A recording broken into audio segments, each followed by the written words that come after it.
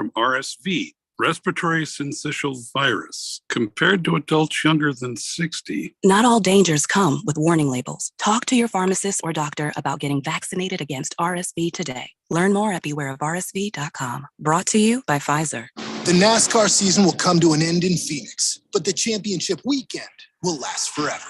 4 championship races in 3 days, all set against the stunning backdrop of the desert mountains. A Friday doubleheader under the lights, the Xfinity Championship on Saturday, and a Cup Series champion crowned on Sunday. It's a weekend you'll wish would never end. NASCAR Championship Weekend at Phoenix Raceway, November 3rd through the 5th. Get your tickets now at phoenixraceway.com. Finding great candidates to hire can be like, well, trying to find a needle in a haystack, but not with ZipRecruiter. Its powerful technology actively finds and invites qualified candidates to apply to your job. So while other companies might deliver a lot of hay, ZipRecruiter finds you the needle in the haystack. See why 4 out of 5 employers who post a job on ZipRecruiter get a quality candidate within the first day. Try ZipRecruiter for free at ZipRecruiter.com/free. That's ZipRecruiter.com/free. It is Raymond and Austin on All-Star Sports Radio. Our sportsbook and casino sponsor, BetUS.com, is celebrating their 30th year. The can't miss offer. 125% sign-up bonus and up to 30 risk-free bets. It's called Bet Protect, and you can only get it from BetUS.com. An awesome offer for this season's wild plays. Nice, like that infamous Tuck rule back in 2002. Tuck rule, worst call in sports. Man, you're like the old lady in the Titanic. It's been 21 years. Hey, I'll be king of the world with Bet Protect. It's like having 30 get out of any Tuck rule shenanigans in my back pocket. But your back pocket is usually empty, bro. Keep your shoulder pads on. Is there anything else about BetUS you haven't told me? The less you know, the better. BetUS has live in-game betting, a 200% crypto sign-up bonus, and online casino for some blackjack. You've been holding back. Anyway, folks, get Bet Protect this football season. Visit BetUS.com for the industry's biggest 125% sign-up bonus and up to 30 risk-free bets. Or give them a call at 1-800-MY-BET-US to get started. KQFN AM Tempe, K257 CD Phoenix at 99.3 FM, K240 EU Fountain Hills at 95.9 FM. Listen to Jim Rome and the Jungle, weekday mid-mornings on 1580 and 99.3. The Fanatic, live from the Harmon Solar Studios. All right, people, settle down. Because it's time. Time for what? Showtime. When does it start? Right now. 3, 2, 1. Let's get on with the show. Let's do it.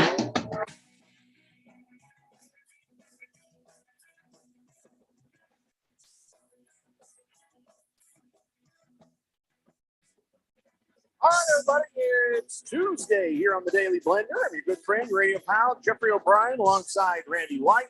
Got Keon Rose in the control room, and you guys are on the Fanatic text line, 888-368-1580, as we broadcast live in the Harmon Solar Studios in Scottsdale. And, all right, so that's it. Week 2 is over, and week 3 begins on Thursday with the Giants and the 49ers. I don't think I even need to tell you which one I think is going to win that game. But let's go ahead. We got just a wild assortment of stuff to start the show with today. Just a conflagration? Yes, an absolute conflagration of random just sports stuff. So once we get done with that, we'll get to the football. We'll get to what happened on Monday Night Football times 2 last night, which, by the way, let me just remind everybody how bleeping stupid that was to have the game start at 4:15 and the next game start at 4:30 or whatever time these games started. It's not a doubleheader. Everybody calling it a doubleheader. That's not how doubleheader works. Doubleheader goes game 1. Ooh, look, it's over. Game 2. It's not a doubleheader when game 1 is already in motion and then game 2 starts before that thing's even after the first quarter. Technically speaking, it's 2 games playing on the same day. Wouldn't that? Technically speaking, wouldn't that be called a doubleheader? There ain't no header. There ain't no head to this. It's one after the other. That in baseball, you don't start up game 2 of a doubleheader at the same time the first game is started. It's not a doubleheader. To be fair, I've never seen a doubleheader played out that way either. But just if you thought that was dumb, hold on to your shorts. They're not done. The network is testing this, so we're probably going to see a couple more to see how people like it. Why would the NFL try to compete with itself? That is how brilliant ESPN is. Gee whiz! I wonder why we're losing money and firing everybody. It's just kind of garbage like this. It's just dumb. It is just dumb. If you'd done one game after the other, the ratings for both games would be better. But because you're trying to cram it into this time between 4 p.m. and say 9:30 p.m., you've now diluted yourself. People who would have watched both games only watched one game. You can't watch more than one game at a time unless you're like me, where you had it on two different screens, and then you were very bored with one of the screens because it was a boring game. But anyway, I hated it. I hate it. I hate it. I hate it. Monday Night Football, give me one game, or at least one game at a time. Thursday Night Football, give me one game. Okay. Or on the Thanksgiving, one game at a time. They're not starting the Thanksgiving games every half hour. That's not a header. It's not a header. Got bad news for you there, pal. What? This week, London games begin. So if you think I saw the commercials for that. That can't hurt me. Grouchy about this. That can't hurt me. That's on very early in the morning where I will not be awake for it, and that's fine. Although I am intrigued, they're going to do this thing. I don't know is it this one or the next one where they're going to have the Toy Story. What they're doing is they're using the deep fake apps or something, and they're making all the players in real time Toy Story characters. So on one channel you can watch it normal. On Disney Plus, you can watch the game in real time, and all of the players have been transformed into like Woody and Buzz and all the different little army men and stuff in Toy Story. Trying to figure out what's their target audience with that. Well, I'm kind of curious how it looks. And I guess I'm the target audience, but mostly I think kids, But that is interesting. Just see how they pull it off with the technology. Outside of that, no, I'm not going to watch that every time, but I am going to feel record like it. It's another gimmick. Just it's a gimmick. Nickelodeon games with the slime and all that. Absolutely. And listen, I can't stand that crap either. But all you guys are like, well, it helps bring children to it. It brings children to it. Sitting down with dad and having dad say, all right, and here's how this game works. And maybe, building some memories together rather than throwing SpongeBob up your butt and making you sit here and have to watch Toy Story play football. But the NFL does not want to end up in the position that Major League Baseball is, where there's just kids not watching. Yeah, but SpongeBob, he's that kind of a sponge. They don't want to leave it to the dads because the viewership of young people right, of the NFL parenting. What was they thinking? Is still it's declining. It is declining. Like they've got all the numbers to prove it. I have a question. Randy White, 1580 Fanatic. Mm-hmm. I did not know that SpongeBob was that kind of a sponge. You could do whatever you want with a sponge in the privacy of your own home. There's nobody that can tell you what to do. See, I thought he was more of a kitchen sponge. I think a sponge is a sponge, Randy. I think a sponge is a sponge. You can make. So would he be the other type of sponge as well? What other kind of sponge is there? Well, the there's bathing sponge. There's the bathing kind of the bathing sponge. There's the dish sponge. You have the up the butt sponge, and then I guess there's that the birth control sponge. Sure. No, I think you've nailed it. I think you have all the sponges Isn't that right there. Kind of an oxymoron, a sponge that's supposed to be birth control. I don't understand. It's very porous, is it not? Yeah, I don't listen. I'm not questioning science. You go ahead and question science. If that just means the whole purpose, you don't have to wear the Jimmy hat. Just be happy. Don't ask questions. If it works, it works. You don't need to know why. That's all I'm saying. Enough said. Thank you. All right. So let's go ahead and do the weekly awards here, ladies and gentlemen. Weekly awards. The weekly picks winner in the Harmon Solar NFL Fan Pick'em contest is. Where's the? You could just right there. Is that it right there? Okay. Yeah. Cards Chappie. Cards Chappie got 13 picks right. Wow.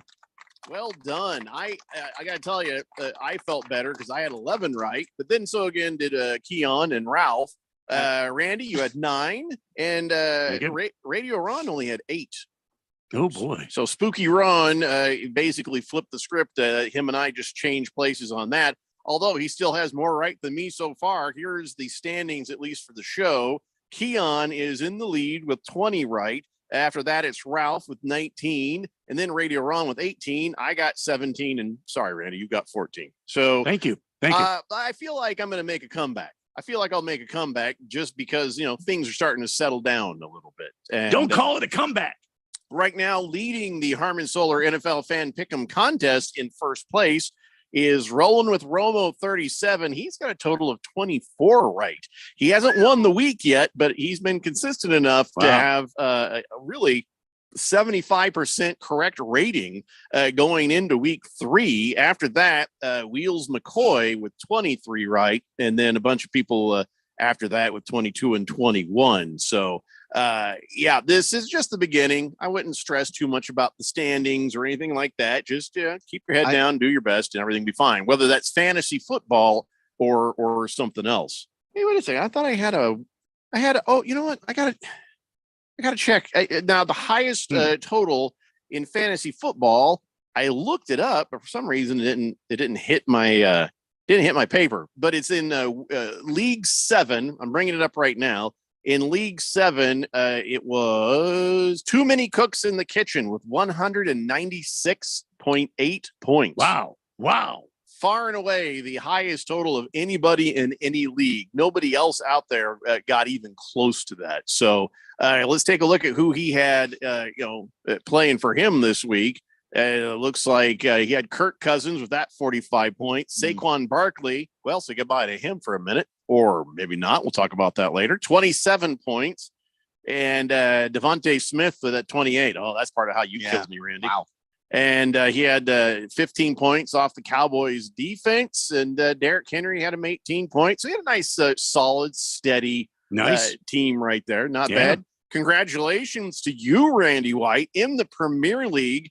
Not only did you beat the living daylights out of my team. Well, I don't know about that. No, 50-point win is a beating of the daylights, but you are also in first place in the entirety of the Premier League. Don't know how the hell that happened. Very comfortable lead. Thundar the Sam Barbarian is right there with you, and the rest of us not there. In fact, Ralph is in dead last place, and somehow I found myself in second to last place.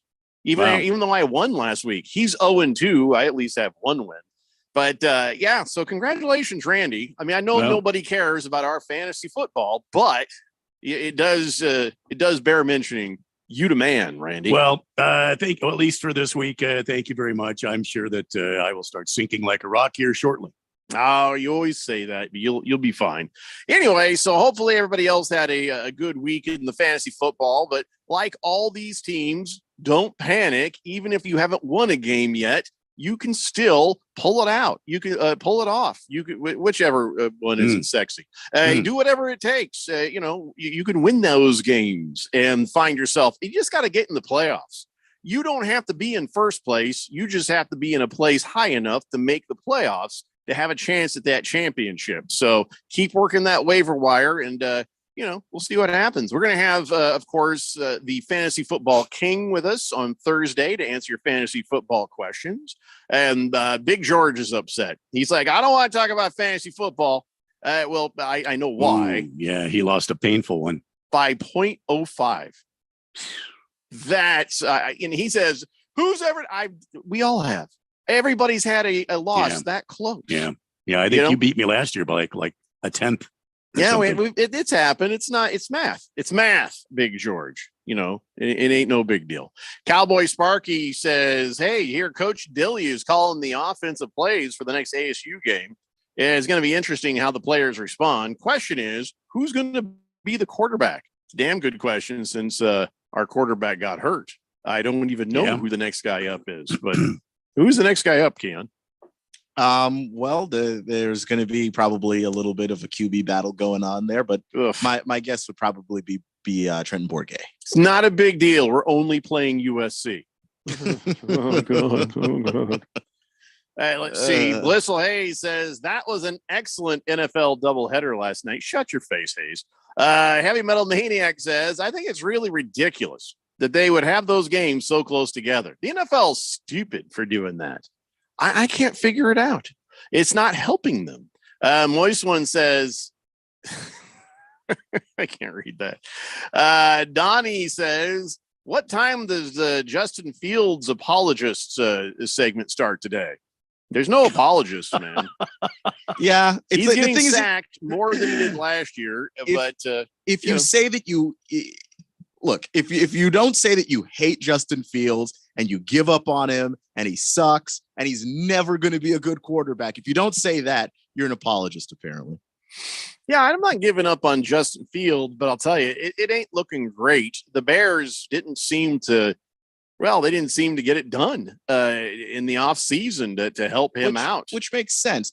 They're bad. Like they have the worst roster in football, and it's been that way for 2 years.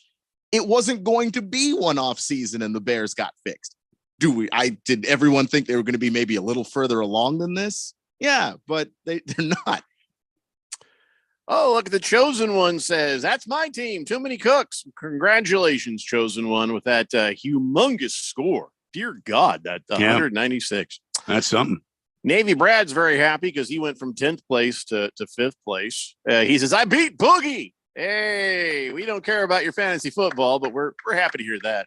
Walter Mellon says, guys, I was told about the Steelers having the Browns number.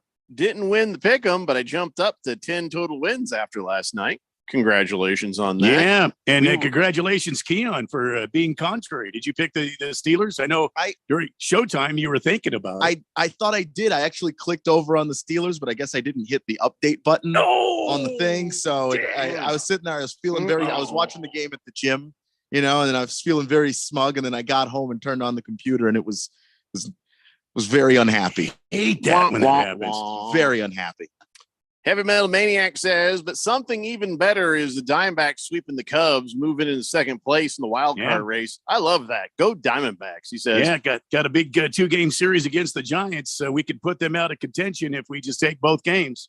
This is just too damn close. Too close, man. But anything can happen. It's crazy. Tiger Paw says, whoopee, I won my very first in the Blender League. Congratulations, Tiger Paw. All right, there you go. Fifth letter is sending me betting slips again. I don't know what I'm looking at, but it looks like you won something. I don't know. He says, it's a bad picture. I'll send another. Or just tell me the hell happened instead of sending me the picture. He says, check it out. I hit a same game parlay last night. Congratulations on that, man. Big George says, I want to say something. Well, you're not going to say it. I'm going to say it. You're going to type it. All right. Please stop posting the Nick Chubb injury video. I'm just scrolling through my Twitter feed and it pops up like 5-10 times from people I follow. That was a brutal injury. Yeah. I don't care for that sort of thing either. But you, by saying you don't want to see it, now everybody's going to tag you in it. So everybody probably needs to go tag Big George with the Nick Chubb injury video because you're going to do that anyways now. Swazman says, Jeffrey, Fields is being handcuffed by Eberflus, just like Mitch with Nagy, and even back in the day, Shanahan Sr. handcuffing Jake Plummer. Maybe fire the Bears coach already. I don't think you can fire. Well, you can. I don't think you will fire a coach in week 2. Not in week 2, but I think they have to at least reevaluate Luke Getsy, the offensive coordinator, because man, what is he doing? What is he doing? Losing. See, I thought the Bears were going to be a little better. They got that new GM. They drafted and brought in some free agent linemen. I thought it was going to be a better season for them, but God, they just terrible. The offensive line still stinks. And look, to their credit, they did get better at receiver. Like there are weapons for Justin Fields to throw to. Does he even have the time to look back there and actually throw it to him? And then of course there are those plays where it's like, yeah, no, that guy is running free and open. Justin, don't you see him? Don't you see him? Justin, he's open. Justin, throw the. So it's a combination of a lot of things. It's like he's not developing, but the team's responsibility is to develop him, and they're not doing it. Well, something's going to have to change, or he's just going to, what are they going to do? It's going to wash out. I mean, that's it. It's going to be the end of him. But I mean, there's always time, as long as he doesn't get critically injured, and as long as people who know football can see. Justin Fields just needs an O-line, and then we'll see what we got. But it's stunting his growth as a quarterback to have to run for his life constantly. And, you're right. Is it the coaching? Yeah. Is it the GM? Like when I look at the Texans, for instance, and I see CJ Stroud is in a position where, we know what his strengths and weaknesses are. CJ Stroud is protected and the pocket is clean and his receivers win their routes. He's delivering strikes. I mean, he looks good in those moments. But when he has to run for his life, he also looks terrible. And if the Texans don't address that, they're going to do him a disservice too. You know who looks good right before they get injured in the first quarter? Anthony Richardson. Fifth letter, here's what he did. $50 bet turned into $462. Hey, Nicely congratulations. Done. Wow. Yeah, here's what he had. Over 19.5 on Derek Carr passing completions. He had the Saints as a winner and the over 17.5 Bryce Young passing completions. So right there, that at plus 825 gave him $462 on 50. Nicely done, my friend. Nicely done. Chosen One says, do you think Justin Fields becomes Taysom Hill by the end of the year? No. I mean, Justin Fields is like 15 times the athlete Taysom Hill is. I don't think he ever becomes Taysom Hill, but he needs an actual offensive mind that knows how to get the game to be simple for him. Until the game slows down enough. It clearly isn't. And it's a waste. It's a waste of that arm talent. It's a waste of that athleticism. It's just a giant waste right now. Swave Dave says, what's the lowest winning score in the league this week? I don't know. I don't look up that stat, but that's a good question. I had a pretty low winning score last week because between Rosalie and I, we barely broke 100 because we both auto drafted our damn teams. But I don't know, Swave Dave. I'll have to look that up later and maybe tell you tomorrow. I just don't have that up in front of me. That means I have to pull up 14 different leagues and comb through and just I can tell you what the lowest winning percentage is for somebody as far as the season goes, but even that would take time. Pringle says if the Bears could just schedule Illinois, Nebraska, Indiana, Purdue, Minnesota, Maryland, Rutgers, and Northwestern, Justin Fields might be an average quarterback. That whole team might be an average team. Like the thing is the thing that always kills me is when I try to talk about Justin Fields. And the thing that always bothers me, I guess, whenever we talk about quarterbacks is they don't play quarterback in a vacuum. They play on a team. They play with the defense. They play behind a line. There's a running game involved. There are wide receivers and there are coaches. And if those things aren't good, your quarterback is going to look bad. Like, the Kirk Cousins we see with the Minnesota Vikings now is not Washington Redskins Kirk Cousins. Do you know why? Because the Vikings are better. So he's better. Like, that's what we're talking about here. Well, that's what a lot of people say about Brock Purdy being right smack dab in the middle of a really good 49ers team.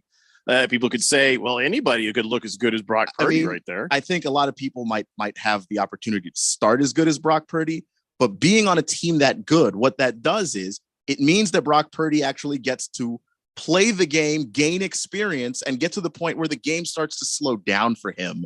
And then one of these days, the Niners are going to have to probably pay Brock Purdy or pay some other person. That's going to mean that they don't have nearly as many weapons, but he's going to be developed enough by that point that it's not going to be a problem.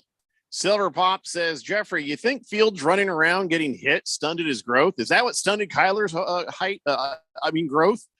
Yes, I'm sure that's exactly what it was. Swazman says, remember how many college quarterbacks turn to other positions in the NFL? Julian Edelman, how about Justin Fields? Maybe go into wide receiver or defensive back. I don't know if he'll have to do that, or maybe he'll get relegated to some kind of backup role, but he's running out of time as a starter to make any advancements. And I just think that they're not doing him any favors. He's too good of an athlete, though, to run him back there and just be a backup quarterback. I mean, you'd have to utilize his athletic ability. Yeah, I don't think that they're going to throw the baby out with that bathwater. They know where they have failed, and they know why he is kind of where he's at. The only solution is the next draft, the next offseason, try to get better pieces or teach him different ways of overcoming the adversity. But short of that, you can't just give up on this guy. I feel like I agree with Keon. Sorry, Keon. I agree with Keon. It's the offensive scheme. It's not so much Justin Fields. I mean, if the offensive scheme gave him a chance to be successful, I think he would be successful. It's just it's a little of both. He is making his share of mistakes. Like, I'm not trying to act like he doesn't, but Luke Getsy is calling games like a drunk person. It is insane, some of the calls that he makes in games, and you're like, who is this for? Who is supposed to be open on this? Like, I watched Dan Orlovsky, who I don't agree with a ton, but he had like a whole thing on like late game of just, what are we doing? And you can't disagree with it because he's wrong. Like, Luke Getsy's just wrong. Well, I mean, again, we can't solve everybody's problems. So, Justin Fields hopefully doesn't die on the vine, or just die, period. And they get it figured out. But as far as the Justin Fields apologists, yeah, I feel like the Bears owe him a great big apology. It's the Daily Blender here on 1580, The Fanatic. This is Brent Musburger's Action Update on 1580 and 99.3 The Fanatic. The best way to start betting smarter is to sign up for a free VSiN subscription at vsin.com/subscribe. That's vsin.com/subscribe. Arizona Cardinals still looking for win number 1 on the season. We'll have a tough task on Sunday as they host the Dallas Cowboys. Dallas at 2-0, dominating both the Giants and the Jets in their first 2 games, and come into Glendale a 12.5-point favorite. The Cowboys minus 720 on the money line. Arizona plus 520 with an over-under of 43. NFL Week 3 begins Thursday night. The Giants facing San Francisco. The 49ers favored by 10 points, minus 590. The Giants plus 430. The over-under at Santa Clara at Levi Stadium, 44.5. I'm Tony Desiri with your VSiN Action Update on 1580 and 99.3 The Fanatic.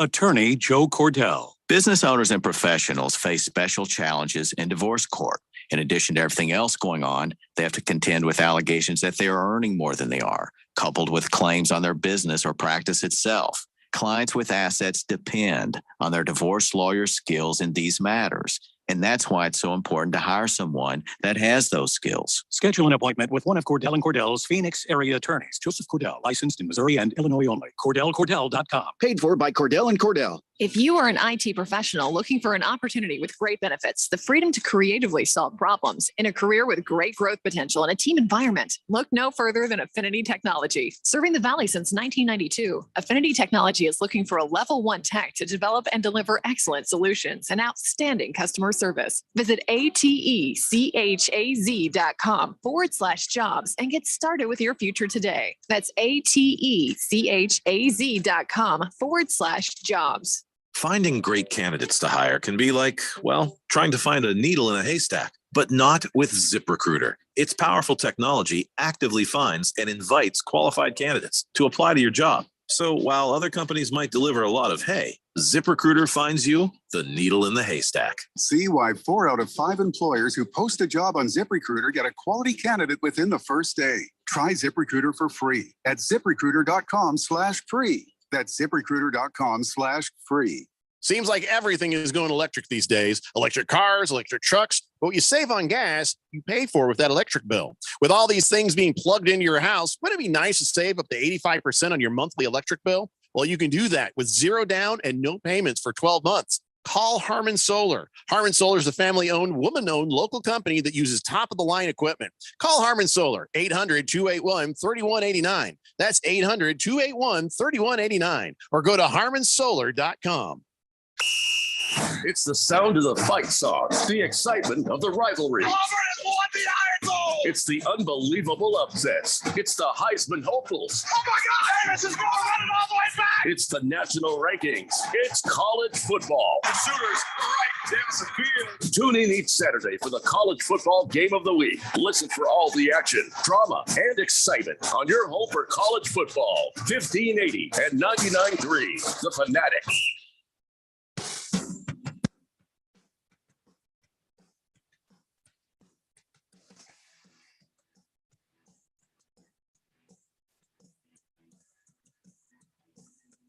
Blender here on 1580 The Fanatic, and I learned something new. You know, it's always a good day when you learn something new. You think you know everything, but then you learn something new. So, Randy, you've heard the term balls to the wall, right? Yes. I mean, Yes. oh my God, we're going fast, right? Oh, Yes. I got the pedal in the metal, or we're going balls to the wall, right? Yes. Yeah. Okay. It turns out it's not what you think. Balls to the wall is actually an aviation term. Okay. The control sticks in some of the old military planes would have a grip that's shaped like a ball, and the pilots for the throttle would push them all the way to the wall in the front of the cockpit to get the plane to go as fast as possible. So that when it says balls to the wall means the ball is to the wall. Balls to the wall. And I'm going as fast as I can. I never knew that. Did you know that? Wow. No, I didn't. That's very interesting. Makes more sense than what we all thought it really meant.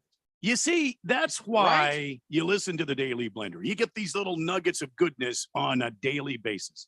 Yeah, I just thought, I'd share that with everybody. That's a manly sort of thing. To say, we're just going balls to the wall there. And see, I always thought balls to the wall meant some guy was trying to put his balls like literally on the wall. And why did that equate to speed? Yeah, that never made sense to me either. That never made any sense. I feel like that would be like it's a dead stop right there. How would you do that? Yeah, I mean, I don't know. Forward, backward, you lift a leg. What would you do? And none of that means fast. So it's a good point, Randy. Hey, we have a new texter here on the text line, 888-368-1580 and 4601 says, how can you say he's good or even adequate? And he posts up this. The Bears have had Justin Fields start 27 games so far. They are 5-22 in those games. He's been sacked 101 times. Okay, pause on that one, unnamed texter. Is that his fault? Wait, so the final stat just kind of confirmed. Well, that's like the second stat. He says, so did he? Yeah, he says his completion percentage is 59.8%. He's thrown 26 touchdowns to 24 interceptions. He's fumbled 31 times, averaging just 156.5 passing yards per game in his career. And after rushing for 1,000 yards last season, the Bears have had Fields carry the ball 13 times in 2 games this season. Well, again, back to the 101 sacks, which means that O-line is rice paper. So if his completion is low, probably because he's throwing the ball under duress. If he's got a lot of interceptions, it's because he's throwing the ball under duress. If he's fumbled 31 times, it's not like he just fumbled, whoopsie. Somebody is trying to kill him. And the fact he's been sacked 101 times and has 59.8% completion percentage, and he's fumbled 31 times, and he's had 24 interceptions. He has a low passing thing. It's all back to the O-line ain't keeping anybody back, and he is running, throwing, and just doing whatever he can to not die. I wish there was a way we could get these fans who mean well, but we could get these fans to go out there. You know, it should be like an open day at the NFL camps. And if you have a complaint, you show up and then you get to be whatever position. If it was a, quarterback that, can't seem to deliver the ball on time and on target, well, let's put you behind the offensive line and see how you could do. And, it doesn't work. Oh, let's see why. Oh, because you get kept running for your life. The thing because is, if you 300 plus pound would guys. not be the Geno Smith. Oh my God. It'd be this. You see what I mean? Yeah, that's exactly right. If you put a normal person behind that offensive line, you'd also have to make sure an ambulance was ready to go. Well, so and the thing is too, the other issue is people are hearing whatever they want to hear. Nobody even said Justin Fields was good, but he is on a rookie contract, and you do develop the rookies you draft. Yeah, like you don't know if he's good yet. Yeah, like the thing we have said on this show is, like, just you haven't given up on him yet. Like you still think that there is good and potential in there. If your offensive coordinator and your head coach can't put their heads together and come up with a plan to give Fields some easy throw and catches, some easy, passes to open wide receivers, short passes, let him get his confidence up, make them quick passes. If this offensive line is that porous that he keeps getting sacked because the defense is pouring through like water through a sieve, don't you think you should learn how to get the ball out quicker instead of trying to go down the field 30 yards or so? Blissful Hayes says Fields holds on to the ball too long. That is his fault. Yeah, we didn't say he's faultless. He just hasn't had a time to really truly develop because he's trying not to die so much. It's just when you look at the number of off-schedule plays that they have, some of those are just runs where as soon as the ball was snapped, somebody is back there. There's no play that's going to function like that. And obviously, there are also plays where Justin does hold onto the ball too long, where I think that sometimes he's looking for guys to be Ohio State open, and that's never going to happen in the National Football League. No, I am giving Justin Fields the blame where he deserves it, but also the Bears have not done a good job in multiple facets of this. Niner Annapolis says, I had a $40 parlay, 5 picks to win, $1,800. And the meaningless Rams field goal, bad beat got me. He says, I'm going to need a triple shot of Tito's for that. No, I'm so sorry. Wow. I knew someone out there got clipped by that.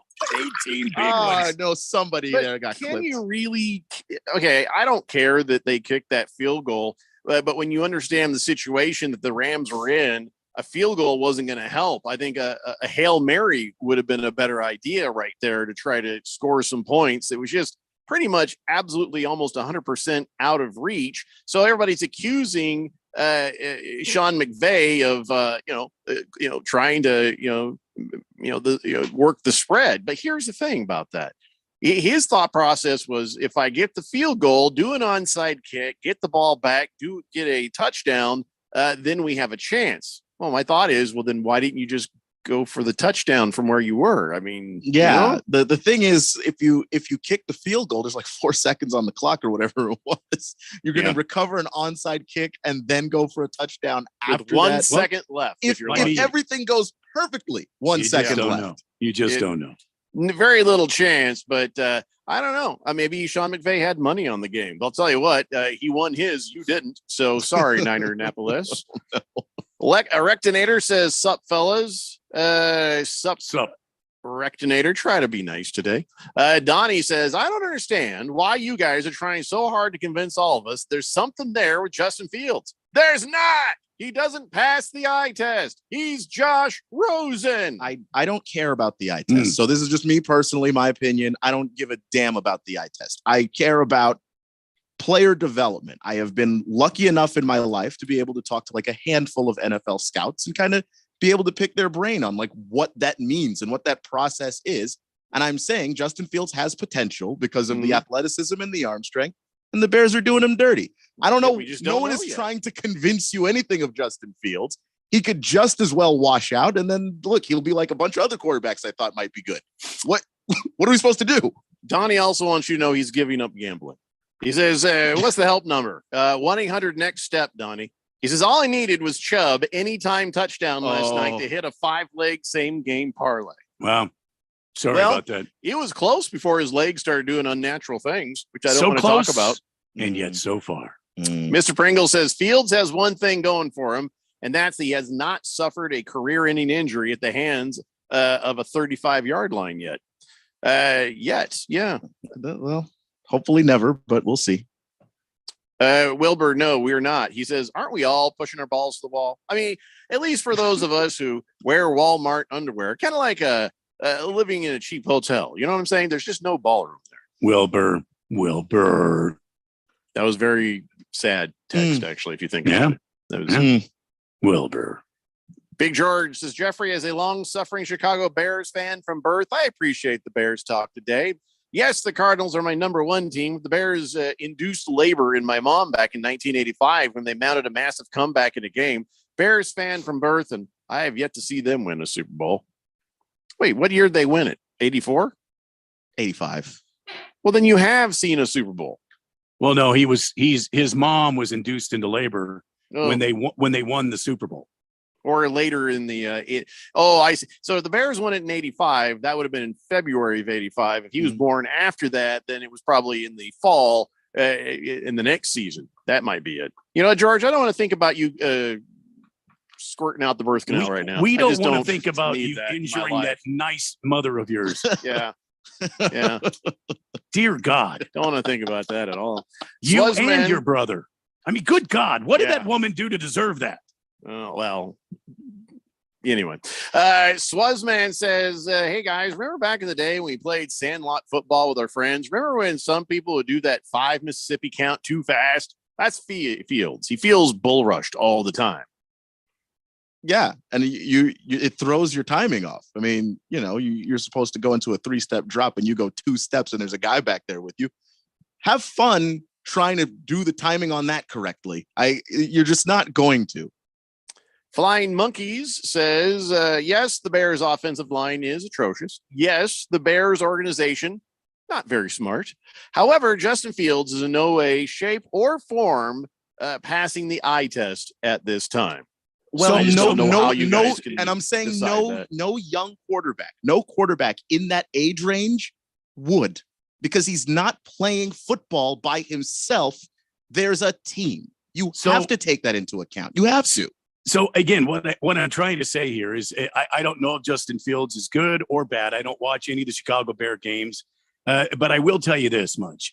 Justin Fields drops back 5 steps, 7 steps, 10 steps, whatever, to launch the ball 20 or plus yards down the field. Why are they doing that? If the guy's getting killed and if the coaching staff realize the offensive line is weak, why aren't they doing something different? Why aren't they calling something that's going to be a quick slant or a quick pass over the middle where the linebacker is rushing in? Why don't they do something to help Justin Fields be successful? Because that's all you got right now. I don't know who the backup quarterback is, but instead of whining and bitching about the quarterback, it seems to me like you should be calling for the coach and the offensive coordinator to do something to help this kid be successful and therefore help your Bears be successful. Yeah, it's weird. He's failing the eye test.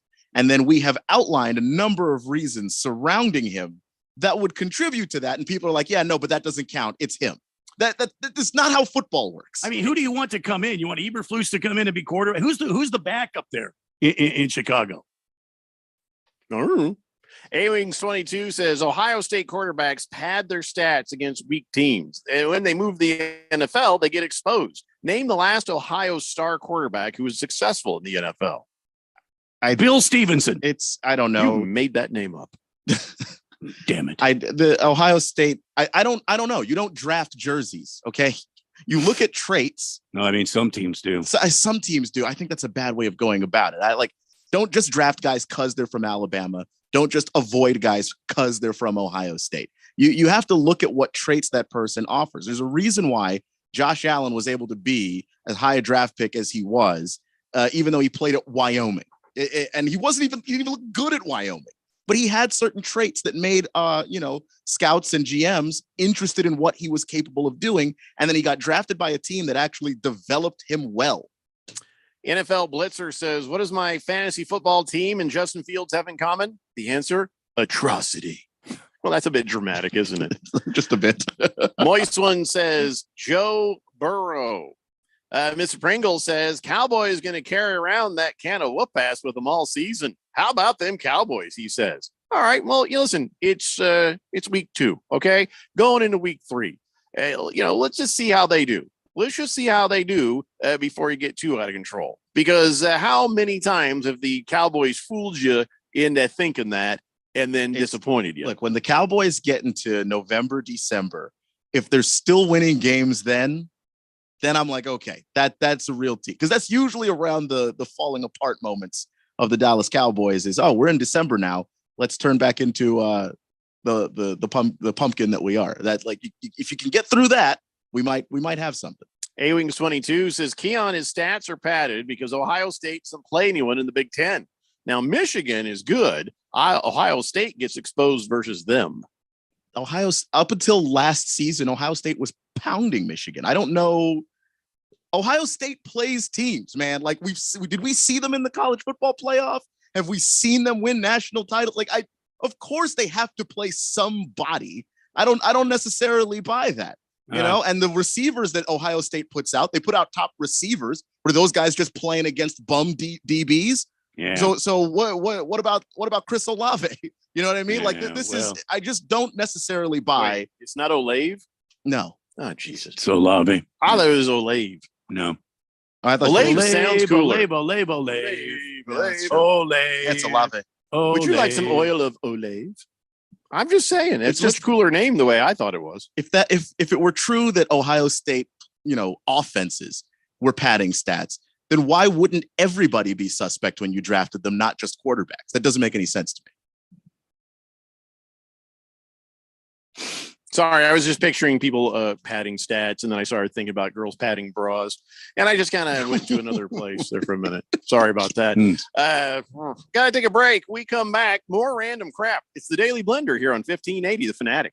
It's Raymond and Austin. We're back on All Star Sports Radio, celebrating their 30th year. Our sportsbook and casino sponsor, BetUS.com, is offering a 125% sign-up bonus plus up to 30 risk-free bets. It's called Bet Protect, the perfect offer for crazy plays, like the famous butt fumble. It's the GOAT of embarrassing plays. Really, remember when you bet me you could do a live show with a GOAT as your co-host, and he face-kicked you? Thankfully, I didn't take the under on that one. Anyway, folks, get Bet Protect today. The industry's biggest 125% sign-up bonus plus up to 30 risk-free bets. BetUS.com, where the game begins. Happy 62nd birthday, Granddad. Thanks, sweetheart. I got you this. A mug. Oh, thank you. What does it say? Beware. If you are 60 or older, you may be at increased risk of hospitalization from RSV, respiratory syncytial virus, compared to adults younger than 60. Not all dangers come with warning labels. Talk to your pharmacist or doctor about getting vaccinated against RSV today. Learn more at bewareofrsv.com. Brought to you by Pfizer. When you run a business, you need to be in control. And while you can't control everything that happens in the world of business, you can definitely take control of your utility expenses with the help of Harmon Solar. Give them a call and see how your company can save up to 80% on that monthly electric bill with zero down and no payments for 12 months. Harmon Solar is a local family-owned company that uses top-of-the-line equipment. Call Harmon Solar, 800-281-3189. That's 800-281-3189. Or go to harmonsolar.com. Finding great candidates to hire can be like, well, trying to find a needle in a haystack, but not with ZipRecruiter. Its powerful technology actively finds and invites qualified candidates to apply to your job. So while other companies might deliver a lot of hay, ZipRecruiter finds you the needle in the haystack. See why 4 out of 5 employers who post a job on ZipRecruiter get a quality candidate within the first day. Try ZipRecruiter for free at ZipRecruiter.com/free. That's ZipRecruiter.com/free. Desert Vintage Restoration in Tempe would like to thank the medical field, first responders, and all essential workers for keeping America safe and strong during these remarkable times. You truly have been the backbone of our country and deserve our admiration. Remember, as we get back to normal and life moves on, it's important to get out there and support small businesses. Always shop local and buy American.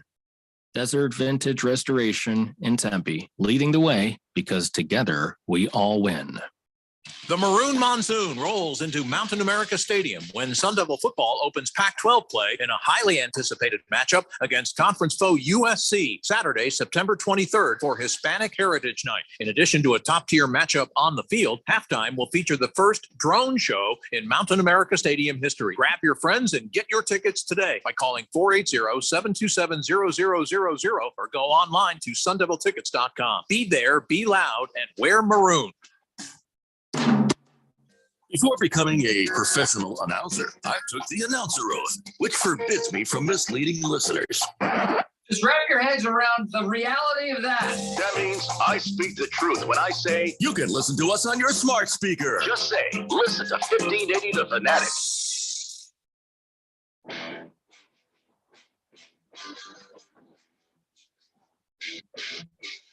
Yeah.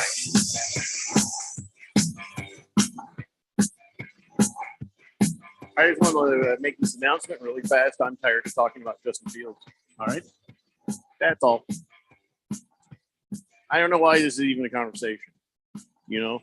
It's a very simple equation. You can't say he's bad, but we can't say he's good. What we're saying is we're not really sure because he hasn't had a chance. And if you look at the stats, it's easy to see why. So that's it. That's it. There's no reason for us to even argue or drag this crap out any longer than it needs to be. But I'll go ahead and read the rest of these texts on the text line, but I wouldn't mind moving on. A-Wings22 says, Randy, I agree with you. Jets need to change their offense for Zach Wilson to be successful. And they have to ask the defenses to politely stand down. And see, this is the reason why actually I've actually given up on Zach Wilson pretty easily. Yeah. It's because Zach Wilson's in like the ideal situation. Yeah. The offensive line's good. The running game is beastly. The wide receivers are everywhere. Mhm. The defense is fantastic. And the offensive coordinator's not a dumbass. And Zach Wilson still can't look good. Well, the offensive coordinator is weird as hell. Okay, it's Nathaniel Hackett. So Yeah. he's very strange. But as an offensive coordinator, he's been calling good games, in my opinion. Bruno Baller says October 8th, the Cowboys at 49ers, Sunday Night Football. So that is going to be a good test. You're right, Bruno Baller. That will be a good test. And 4601 says, all I hear are excuses for another Ohio State quarterback. And Ohio hasn't beaten Michigan for the last 2 seasons. Okay, fine. Yeah, I mean, no, I don't care it's- about Ohio State. I hate those effers. I just for that reason right there. I'm just saying I don't draft uniforms. I don't care about Ohio State. Baker's Cocky Hen says, I wonder how the drone show is going to get people out to the ASU USC game. It sounds better than watching the offense. He's not wrong. Well, he's not wrong. Well. This is going to be a bloodbath. This is going to be so bad. I don't even want to talk about it. I want to talk about a different bloodbath. We'll wait until Friday to kind of gloss over that. Yeah, we'll wait for a different bloodbath. Right now, I want to talk about something because it does have a little tinge if I told you so. Why? Because I told you so. Headline: XFL and USFL will merge to create one spring league. No I way. told you. And then the next step, death. You mean the 2 leagues trying to operate independent of each other with very bad football was a bad idea? Now they'll operate together with very bad football, and they'll die together. Yeah, they're going to do it. The deal's not done, but evidently it's close. And I don't know how this whole thing sorts itself out. I don't know what channel anything's going to be on. I don't know how they're going to make this work. I would imagine that there are some cities that have 2 teams. I'm not sure how they're going to do this. I also don't care. I just don't care. But it is just me saying, I told you so. Yeah, I do think they'll be playing slightly less bad football on account of the fact that they'll be putting their talent together. But that's about it. Just not sure what they'll even be called. Doesn't matter. The Exfoozle? The Foozle the Exfoozle sounds. I'm not even sure. Fun to say anyway. So that is something that is being worked out right now. Yeah, Flying Monkeys, you're probably right. They'll eventually file bankruptcy together. And that's it. That's the end of it. That was the whole text. Blissel Hayes says, which Exfoozle team is going to sign Justin Fields? All right. Baker's Cocky Hen says, seriously, Zach Wilson has been put into an offensive scheme that completely negates what he's good at. He doesn't make accurate intermediate throws. Zach Wilson on the 49ers will look completely different with the coach that plays the guy's strengths instead of expecting you to change what made you good. The thing is, Zach Wilson was a good intermediate thrower in college. Like they drafted Zach Wilson to be exactly this. And actually, you know what his player comp was when he came out of college? I'm not even kidding. His player comp, and this was not like what his career was going to be, just who his skill set was like, was Aaron Rodgers. So they went and got Aaron Rodgers. They thought he must fit in the system well enough. Yeah. Don't want to talk about that anymore. Let's talk about some college football stuff. Now, we can get into, your thoughts on this last week in college football here in a little bit. But first, I want to ask, what the hell did Mel Tucker do? I don't even know what happened there. Mel Tucker from Michigan State. Now, remember, that is the boss's team. I don't think he can even defend any of this. I guess I know the basics, but Mel Tucker, I guess, they had this activist lady come in to speak to the team. She was a rape survivor and an activist. Her name was Brenda Tracy. And so she shows up to talk to the team. And so, what do you do in that situation? Well, Mel Tucker then sexually harasses her. And at least allegedly. And I guess makes comments about her looks, her body parts, and stuff, making flirtatious comments and then getting her on the phone and masturbating while making explicitly sexual comments to her over the phone. So that's is there more to this that I don't know about? Because I feel like that should be enough.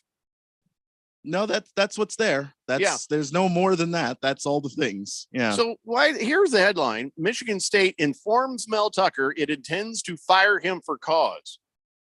Isn't that just being fired? Why would you inform somebody, I intend to fire you for cause? Why don't you just fire them? Well, they're giving him 7 days to respond and argue his case. Because it's a process that you have to go through. You can, if you fired him without cause, you would owe him money. If you fire him with cause, you $77 million. Yeah, if you fire him with cause, you do have to let him know, because there is a whole process that he can appeal and say, hey, no, they're saying that this is with cause, and these are all the reasons why they're wrong or they're lying or whatever. He says it was consensual.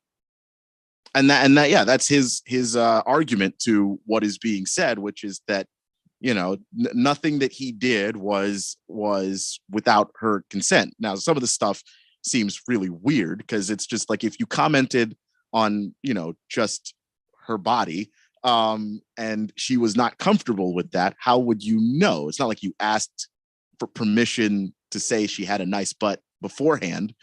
But what were they doing on the phone there? Why would she stay on the phone long enough for him to, you know what I mean? I'm not saying that she's not a victim. I'm not saying that she's wrong. I don't know. There's some details here that's kind of, for instance, curious. Was it a conversation and she realized near the end, like, hey, what are you doing? What's that noise? Yeah. I don't know. He says that, it was fully consensual. She knew what was going on there. She says, no, she did not know until basically this creeper conversation. So this creeper here, I guess, also gave her gifts and asked if she would date him if he wasn't married. Yeah. What a piece of garbage this guy is. Yeah. But then again, being a piece of garbage isn't enough to give cause. The part that gives cause is the stuff that's being alleged. So, but if he can prove it's consensual, are they going to be on the hook for the 77 million, or do they have enough on morality? Well, hey, you're a married man doing this stuff with this gal. That's enough for cause. Get the hell out of here. If it was in the contract, which some teams do, I remember, Hugh Freeze, when he was at Ole Miss, I believe he had a morality clause in his contract. So, he was using the company phone to find prostitutes and things. But they fired him because he was married, and it was in the contract that you just. So if it's in there, but I don't know if Michigan State put it in there, being public university and all that. Yeah. So way to go. You pick somebody to sexually harass, and it's the prominent sexual assault awareness activist. Well done, Mel Tucker. You genius. But the other part of that is, don't be a dirtbag sexual harasser. Blissel Hayes says a lot of women take it as a compliment when you masturbate in front of them on FaceTime. No, they don't. Nobody does. Nobody does. 0% of people do. You will never find one woman that's like, that's complimentary. Stop it. Bruno Baller says basketball season can't start soon enough in East Lansing. Mr. Pringle says that's true. Mel Tucker sharpens his own pencil. Oh boy. Well, we all do now and then. Big George says, did you see that Levis's girlfriend, broke up with him? No, I don't care. I did see that, but it didn't warrant bringing up. So. The one that was sitting next to him on draft day when he dropped like a rock in the draft. Yeah. No, who cares? Who cares, George? He's a third string quarterback. Yeah. He Malik Willis, who looked just bad last year. Will Levis couldn't beat Malik Willis in training camp. Mr. Wilbur, he just, I'll tell you what, this, he says, guys, seriously speaking, if you get a chance, pull up the old video there and watch the Deion Sanders press conference from today on the YouTube regarding preparation for the Colorado Oregon game. Deion really handles himself extremely well. I would definitely let my grandkids play football for him. I watched his 60 Minutes interview, and it's one of those things where, if you read the cocky things he says, you'd be like, ugh. But then when you hear him say it, and you can tell he's kind of like, I'm just kidding around. He's not 100% serious on those things. And then he goes on when he says, who's the best college coach in football? Where's the mirror so I can look at myself? And then he goes on to give Saban tons of flowers on who the best college football coach is. Yeah, a lot of that is just him messing around. Because he's Dion. Yeah, he's just Dion, but he's a coach now. Today, But- he basically said, it was wrong for this kid from Colorado State to get death threats. I hadn't quite gotten to that yet. I don't know if we're going to have time. But when we come back, let's talk a little bit more about that because, it was a dirty hit, but death threats? But Randy's right. Deion Sanders, he handled that perfectly, We'll talk about more when we come back and have more time. So 888-368-1580, that is the number. And the texts are piling in right now. So come on back, everybody. Hour 1 is down, and we got 2 to go.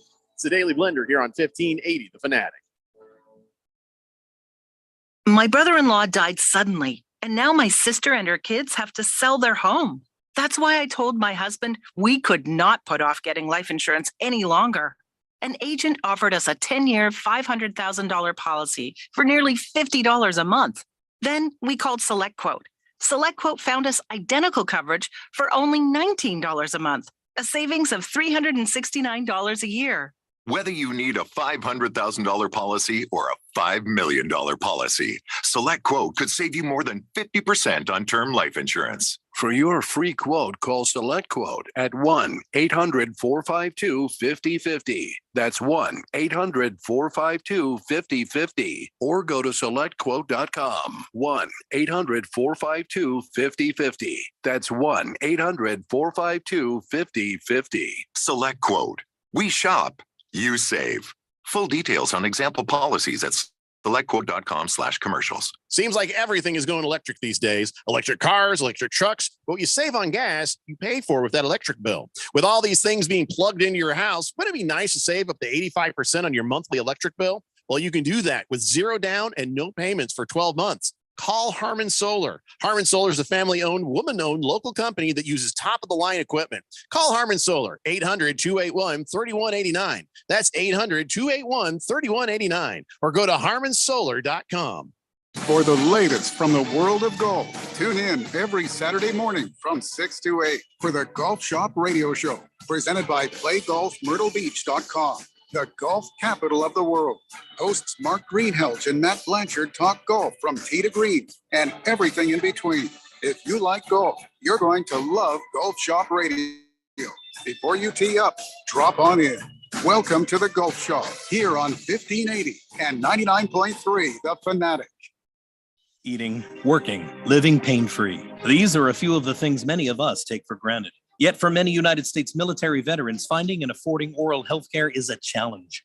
Dental Lifeline Network is looking for dentists who can change this. Will you volunteer to help people like Richard, a U.S. naval veteran who suffered severe PTSD after his service? He was left homeless for a period of time, and his oral and overall health are suffering. Because of congressional limitations, the VA can't provide the dental help he needs. Through our Will You See One Vet program, we focus on helping U.S. military veterans like Richard. Now we are seeking more general dentists and specialists to donate treatment to at least one veteran with special needs. When you volunteer with DLN's program to see one vet, we handle the details so you can focus on the care. If you are a dentist or know a dentist, please share this message and help us make a difference in the life of a veteran in need. Visit willyouseeonevet.org to learn more. That's willyouseeonevet.org. KQFN Tempe. Also transmitting on K25CD Phoenix at 99.3 FM. And K240U Fountain Hills at 95.9 FM. All right, people, settle down. Because it's time. Time for what? Showtime. When does it start? Right now. 3, 2, 1. Let's get on with the show. Let's do it.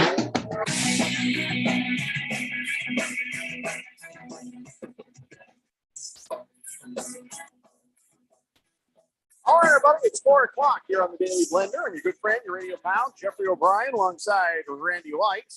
Well, what do you got? What do you got there, Randy? What are we sipping on this afternoon? Evan Williams, single barrel. Very nice, very nice. Keon, what are you sipping on right there in the control room? A little water. Yeah, a little water. Yeah. I forgot my drink. I better go back down and get one here in a minute. Listen, everybody, I don't know what you're drinking. Hopefully you're not driving and drinking, but if you are drinking, well, hopefully you're sitting in one place enjoying that drink. And if you are drinkless, Randy White can set you up if necessary. 888-368-1580 as we broadcast live in the Harman Solar Studios in Scottsdale. And we're just sort of randomly meandering through all the kind of sports stuff that is going on. Why? Because I'm not in a huge hurry to talk about football. Why? Because I'll be lucky to survive in the Premier League. I ain't winning no championship. Come on. Oh my God! I've got you've got a pretty good team, and you picked up Puka Nuka Tekahuka. No, I didn't get Puka. I got the other one. Oh, you got Tutu Atwell. Seferdugadi. Who was it? Tutu Atwell. That's it. Yeah, Atwell. I got him. Yeah. He's not bad, but all my guys are injured. It's just like poof, poof, poof. Everybody across the board. If you look at you click on last week's stats, it's just 0, 0, 0. I got hosed pretty bad on that. And then my two starting wide receivers that were supposed to be pretty good, Jerry Jeudy, Jamar Chase, they're playing like bench players. I'm not feeling it this year. I mean, I didn't get to draft my own team, so that happens because something happened and the auto draft took over on me. But all right, I'm gonna work the waiver, gonna do the best I can because it's just kind of like when you're running away from a bear. I don't have to be faster than the bear. I got to be faster than you. And I got to be faster is the Ralph from Harman Solar. He's got a horrible team, and but he's got more point total than I do. I just have to do better than him, no matter what. That's the only person I'm playing against now because. Whoever of us is at the bottom of the pile has to go play in the Champions League next year because Keon is coming back. So I just got to do better than him. I mean, Rosalie, she's up there halfway. You, Randy, all the way on the top. So I just got to be faster than Ralph. It won't be long.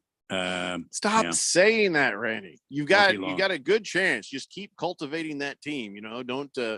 Don't make any crazy decisions, and you should be fine. I'm trying to. I'm trying to see what. Oh, I'm up against Ralph this week. Okay. Well, careful though. He's got some players. He's got a damn good team. I don't know what you're talking about. That's what I'm saying. I'm probably going to lose. I'm probably going to end up out of the Premier League this year. Did you see Bijan Robinson this weekend and that run he had where he stopped, changed directions, left that one guy out of his cleats, and then he did it again to the next guy, went the opposite direction, and that guy fell out of his cleats. Yeah, went around behind him, tapped him on the shoulder, kept going. My God. Yeah. It's kind of like watching Bugs Bunny play football against the Crusher. Yep. Yeah, Bijan Robinson is worth the price of admission all by himself right there. Yeah. King of Kitten says, hey, Keon, if the USFL and XFL merge, will anyone care? No. That's a tree falling in a forest. I just wanted to tell everybody about it because told you so. Yeah. Billy Ray from Avondale says Deion Sanders, smart coach because he's taking the pressure off his players and putting it on himself. In that way, his players can just focus on playing football. Smart move on his part. That's not altogether true, Billy Ray. He's worked that transfer portal like a genius. He's got a couple of really great players on his team, and then a solid team below that. He cleaned house there in Colorado, and what they have now is just a good team, right, Keon? It's a solid team. I think that they're going to play some bigger schools and lose. They're probably going to lose to Oregon. They're going to lose to USC, but they're going to be competitive in a way that they couldn't have been without the transfer portal. They were 1-11 before Deion got there, so they've already surpassed their win total from last year by 2 games. This is already a massive improvement over the roster from last year. And I think that if you're going to talk about the brilliance of Deion, I do think that you have to give him some credit on that front too, the transfer portal. Listen, Colorado's win over Colorado State. I mean, I'm going to say they should have beat the living hell out of that Colorado State team, but they took care of business in double overtime. The fact it took double overtime that's a little bit like, and will they continue to be as good the rest of the season? Yeah, No, like- they've got a much tougher schedule ahead. Yeah, and like their defense definitely needs some work. It's not a perfectly built out team. The transfer portal got them, I think, to above average from where they were, which is a huge jump. I mean, they still deserve a ton of credit for the improvement, but the reason why Colorado State was able to hang with them was because that defense is still being formed over there. Well, and it's not like the defense is going to suddenly get good school better that fast. So the rest of the season is not going to be the same. Enjoy the moment. I mean, their win over Colorado State, the most watched game of 2023 so far. I guess they had an average of 9.3 million viewers on that game. So, but here's what's going to happen. They're going to start getting beat by better schools, and then that's going to get quiet. And nobody's going to say, well, Deion's horrible. They're just going to say, well, this is the reality of that. And, I'm sure that he'll be able to recruit some more players, and we'll see what happens in the next season. So this is not going to continue. This whole love affair with the Colorado Buffaloes, they're not going to a national title. They're not going to probably even break 500 this year.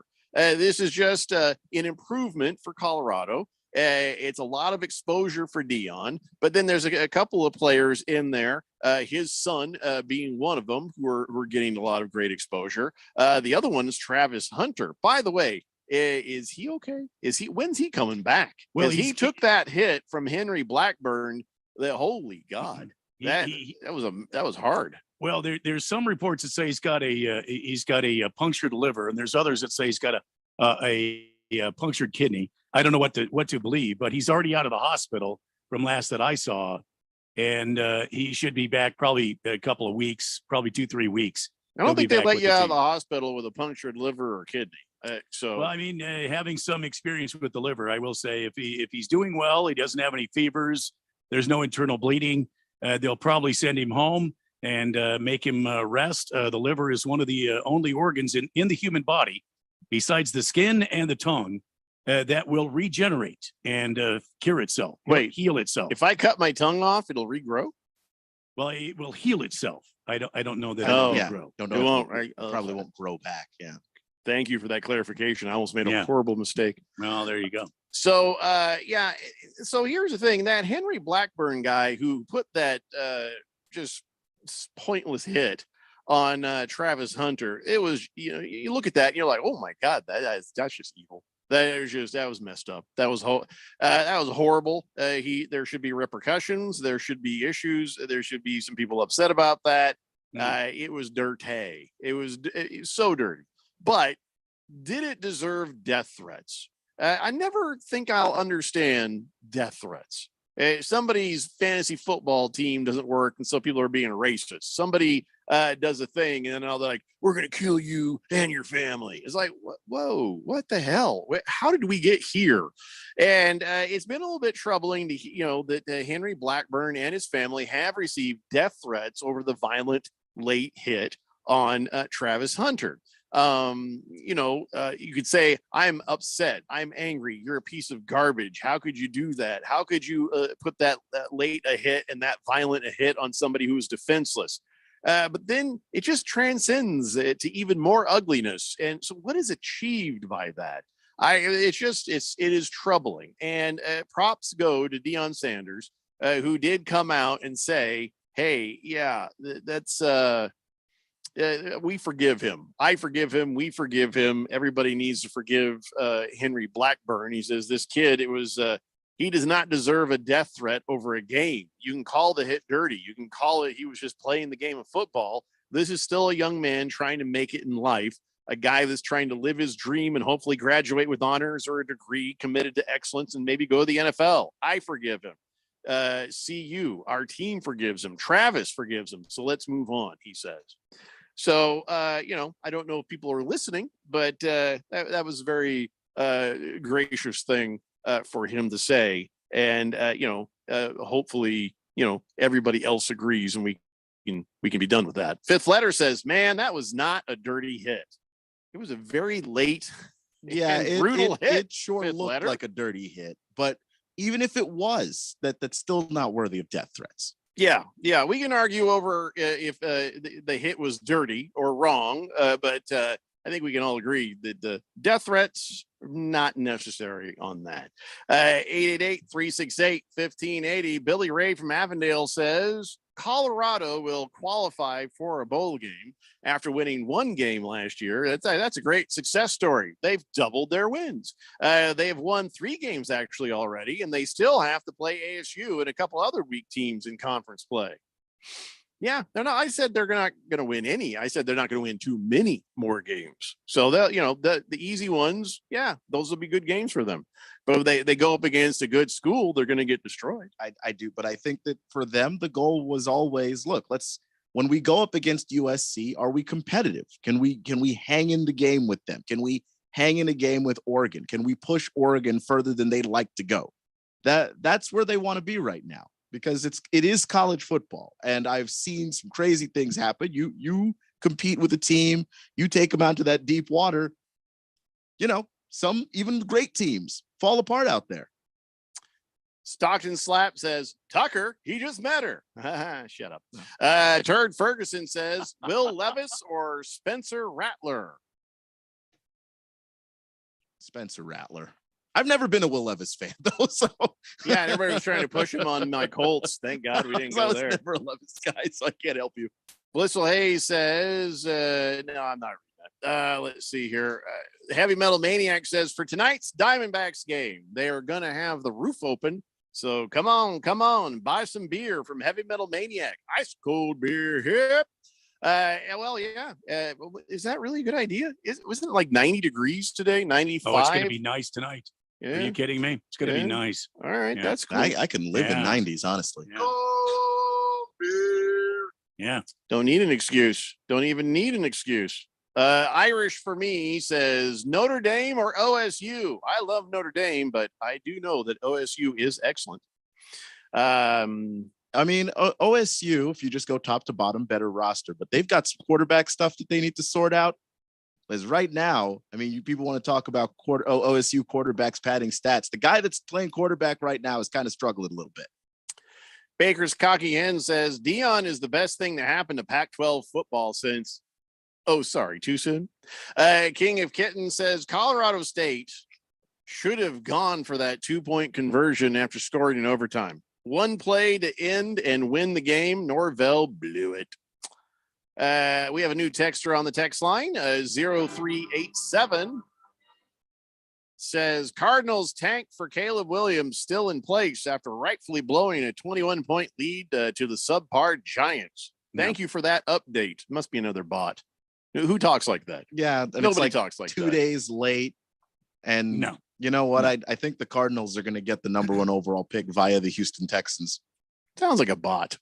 Hound and Porter says the harassment since technology came out is insane. Remember when JJ Redick's number went public and all those reprehensible things UNC fans said to him? And that was in the early 2000s. Any new technology, somebody's going to find something disgusting to do with it, whether it be sexual of nature, violent of nature, or just troll-tastic.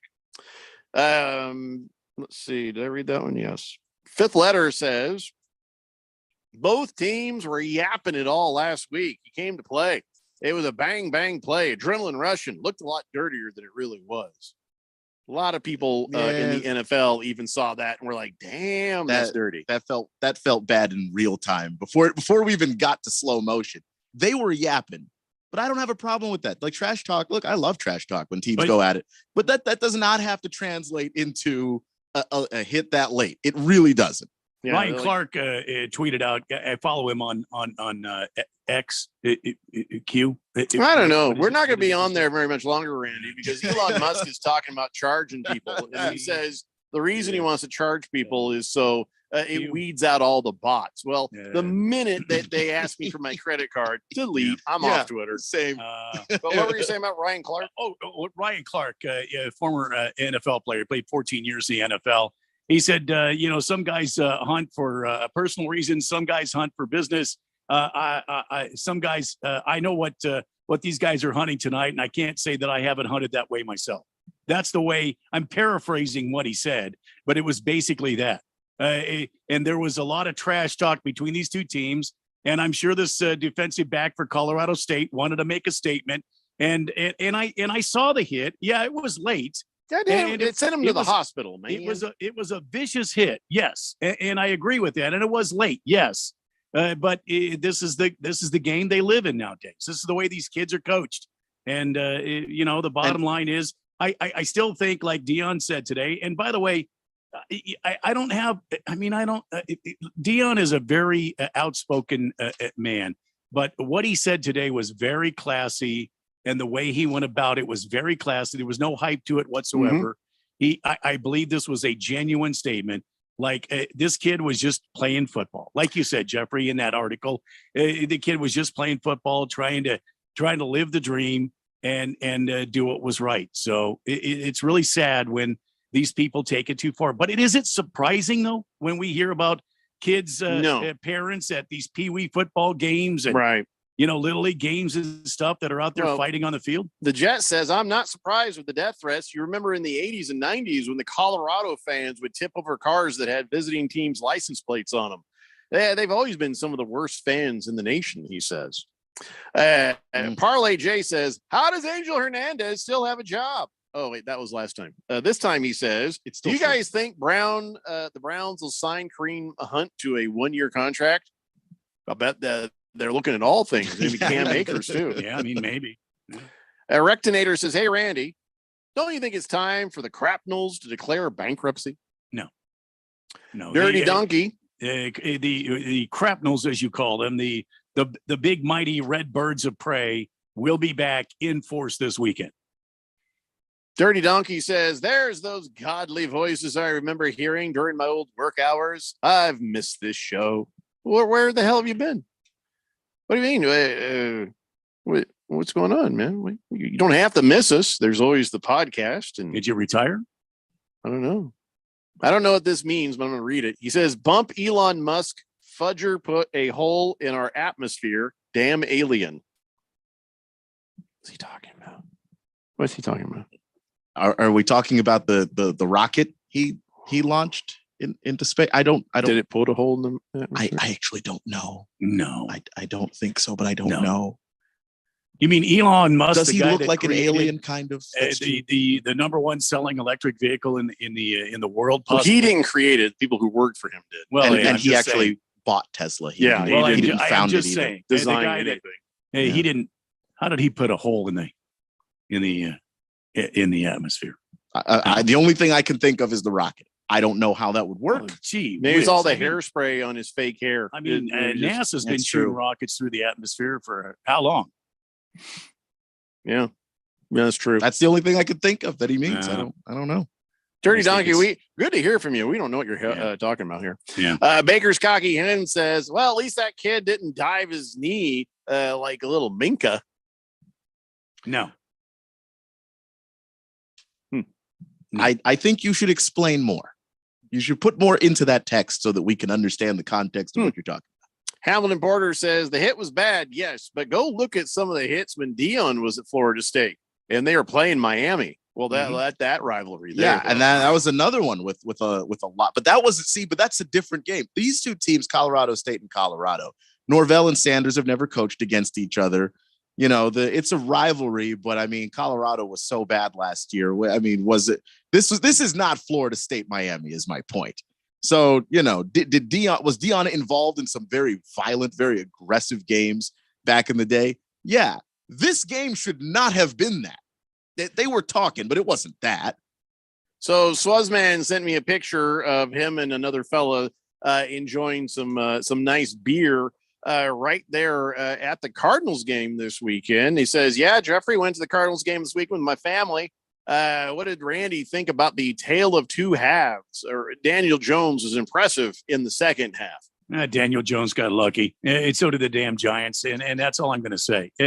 You cannot stop a team out there from scoring when your defense is on field. We're going to have to figure out how the Cardinals can figure out to keep the offense on the field longer and give our defense a chance to recover. Yeah, the Giants are going to continue to be bad. Just, Giants are going to get their asses handed to them this weekend. But so will the Cardinals. I'm sorry, Randy. It's a Daily Blender here on 1580, The Fanatic. Oh, I don't have time for a cold. Honey, Honey. you need DayQuil Severe Honey flavor. DayQuil Severe Honey gives you powerful cold and flu symptom relief with a honey-licious taste because life doesn't stop for a cold. Okay, I'm ready to go. Now I'm getting a cold. Honey. Try DayQuil Severe Honey for powerful cold and flu relief.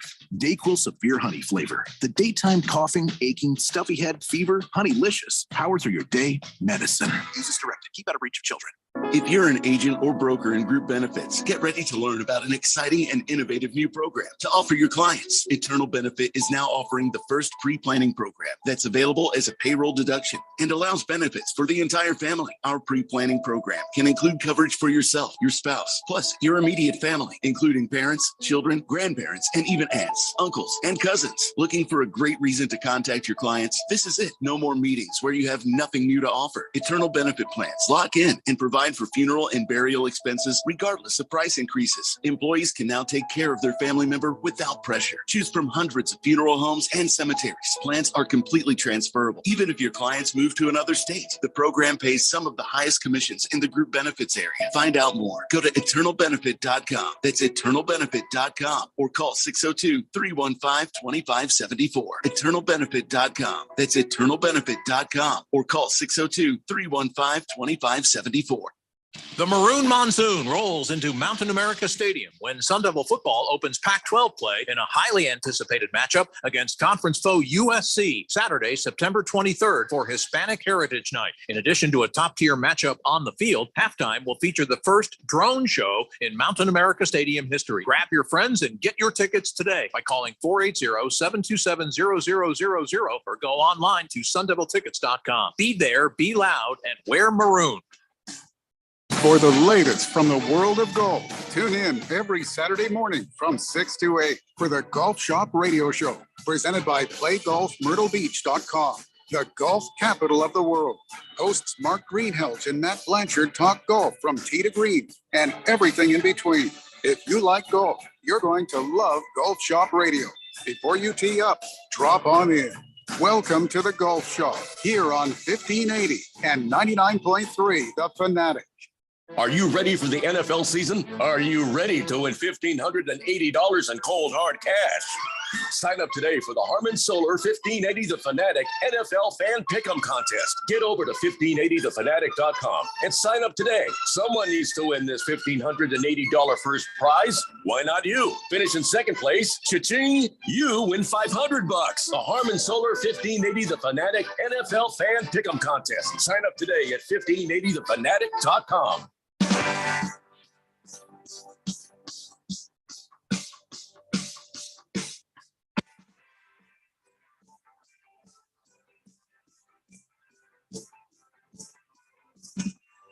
The Blender here on 1580, The Fanatic. Blissful Hayes says, hey, Randy, are there any health updates on Captain Brawman? When's he coming back?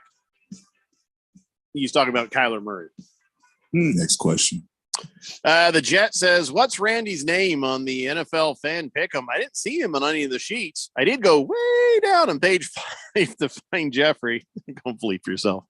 I'm coming back, Jet. And I don't know, he's Radio Randy on there. I did notice something this year when I was trying to find our scores. The search function, it doesn't seem to be working correctly. When I would put in a name like I did for the last bunch of years, when I put in a name, it doesn't pop up automatically. So something might be going on with their database. Damn commies. What are they doing? Baker's Cocky Hen said, I already read that one. Sorry about that. He says, I'd rather get lit up by a guy than have a dude like Minkah Fitzpatrick take my knee out like Chubb had happened to him. I don't think he did that on purpose. I don't think he did it intentionally. Granted, the result was still really bad, but it's not an either or. It wasn't like, he was going to hit Travis Hunter and then in order to not hit him in his knees, he lacerated his kidney by hitting him late. That's not, it wasn't a choice. So I hear what you're saying, but that could have been avoided. Hefty Lefty says, do you think it's worth using a number one waiver position on Jerome Ford if you lost Chubb and Saquon this last week? Well, if that happened, you're desperate. I mean, I don't know who you have on your bench, but I don't know if Jerome Ford is worth the number one waiver. But everybody's going to run and try to get him, though, aren't they? I don't know. I mean, I don't know. I picked around him. I don't know who's left on your waiver list. I'm not sure about Jerome Ford. Yeah, I think Jerome Ford is. I think he's there for like depth in game. Like if someone goes down, but I don't think that they would prefer to start a game with Jerome Ford being the starting running back and main ball carrier. I'm pretty sure they're going to try and find somebody. Hamilton Porter says, this conversation sparks my favorite debate. Just what the hell is targeting? It's not hard to define. Yeah, it's basically when you aim your helmet at another player's helmet. You are using your head to target the head of another player.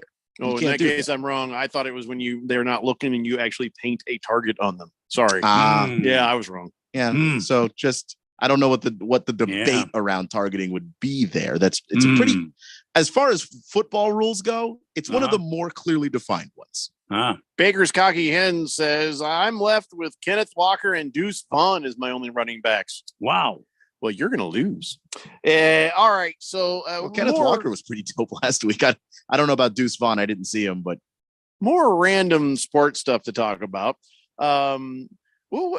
These fights in the stands are getting out of control. I mean, they've been out of control. They've been happening for decades. And it just, I do understand it's the alcohol, 100% drunk people doing dumbass drunk things. But I think I don't know, has it been just because you can type whatever you want on social media and then nothing happens? And then you take that stuff out to the real world and you start jibber jabbering and then people start throwing fists. I don't know. This Patriot fan who died, I don't know if he was on the right or wrong side of it or the unfortunate side of it. I just know he probably didn't deserve to die sitting there next to his son. But this 53-year-old man got into a fight with the Dolphins fan, and he died after that. He got punched in the head so hard. So, and then, you see all these other videos from all these other, like Texan fans fighting, not fighting Colts fans, Texans fans fighting Texans fans. Oh boy. It just, does that make sense? Listen, I have family in Houston and it kind of does. Oh, okay.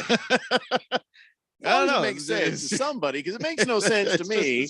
You're going to a sporting event to watch a game and you end up in a fist fight. There's what's the point? With people wearing the same jerseys as you. Even less of a point. What are you attempting to prove here? So, yeah, I mean, people are dying in these fights. I'm surprised we don't have more of that. People getting arrested and just, getting drunk and being loud and obnoxious and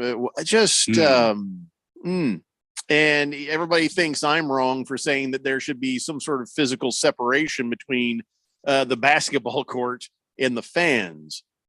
I don't care if you have to push the seats back and the more expensive seats become a more expensive seat behind a barrier instead of sitting there with your feet on the floor.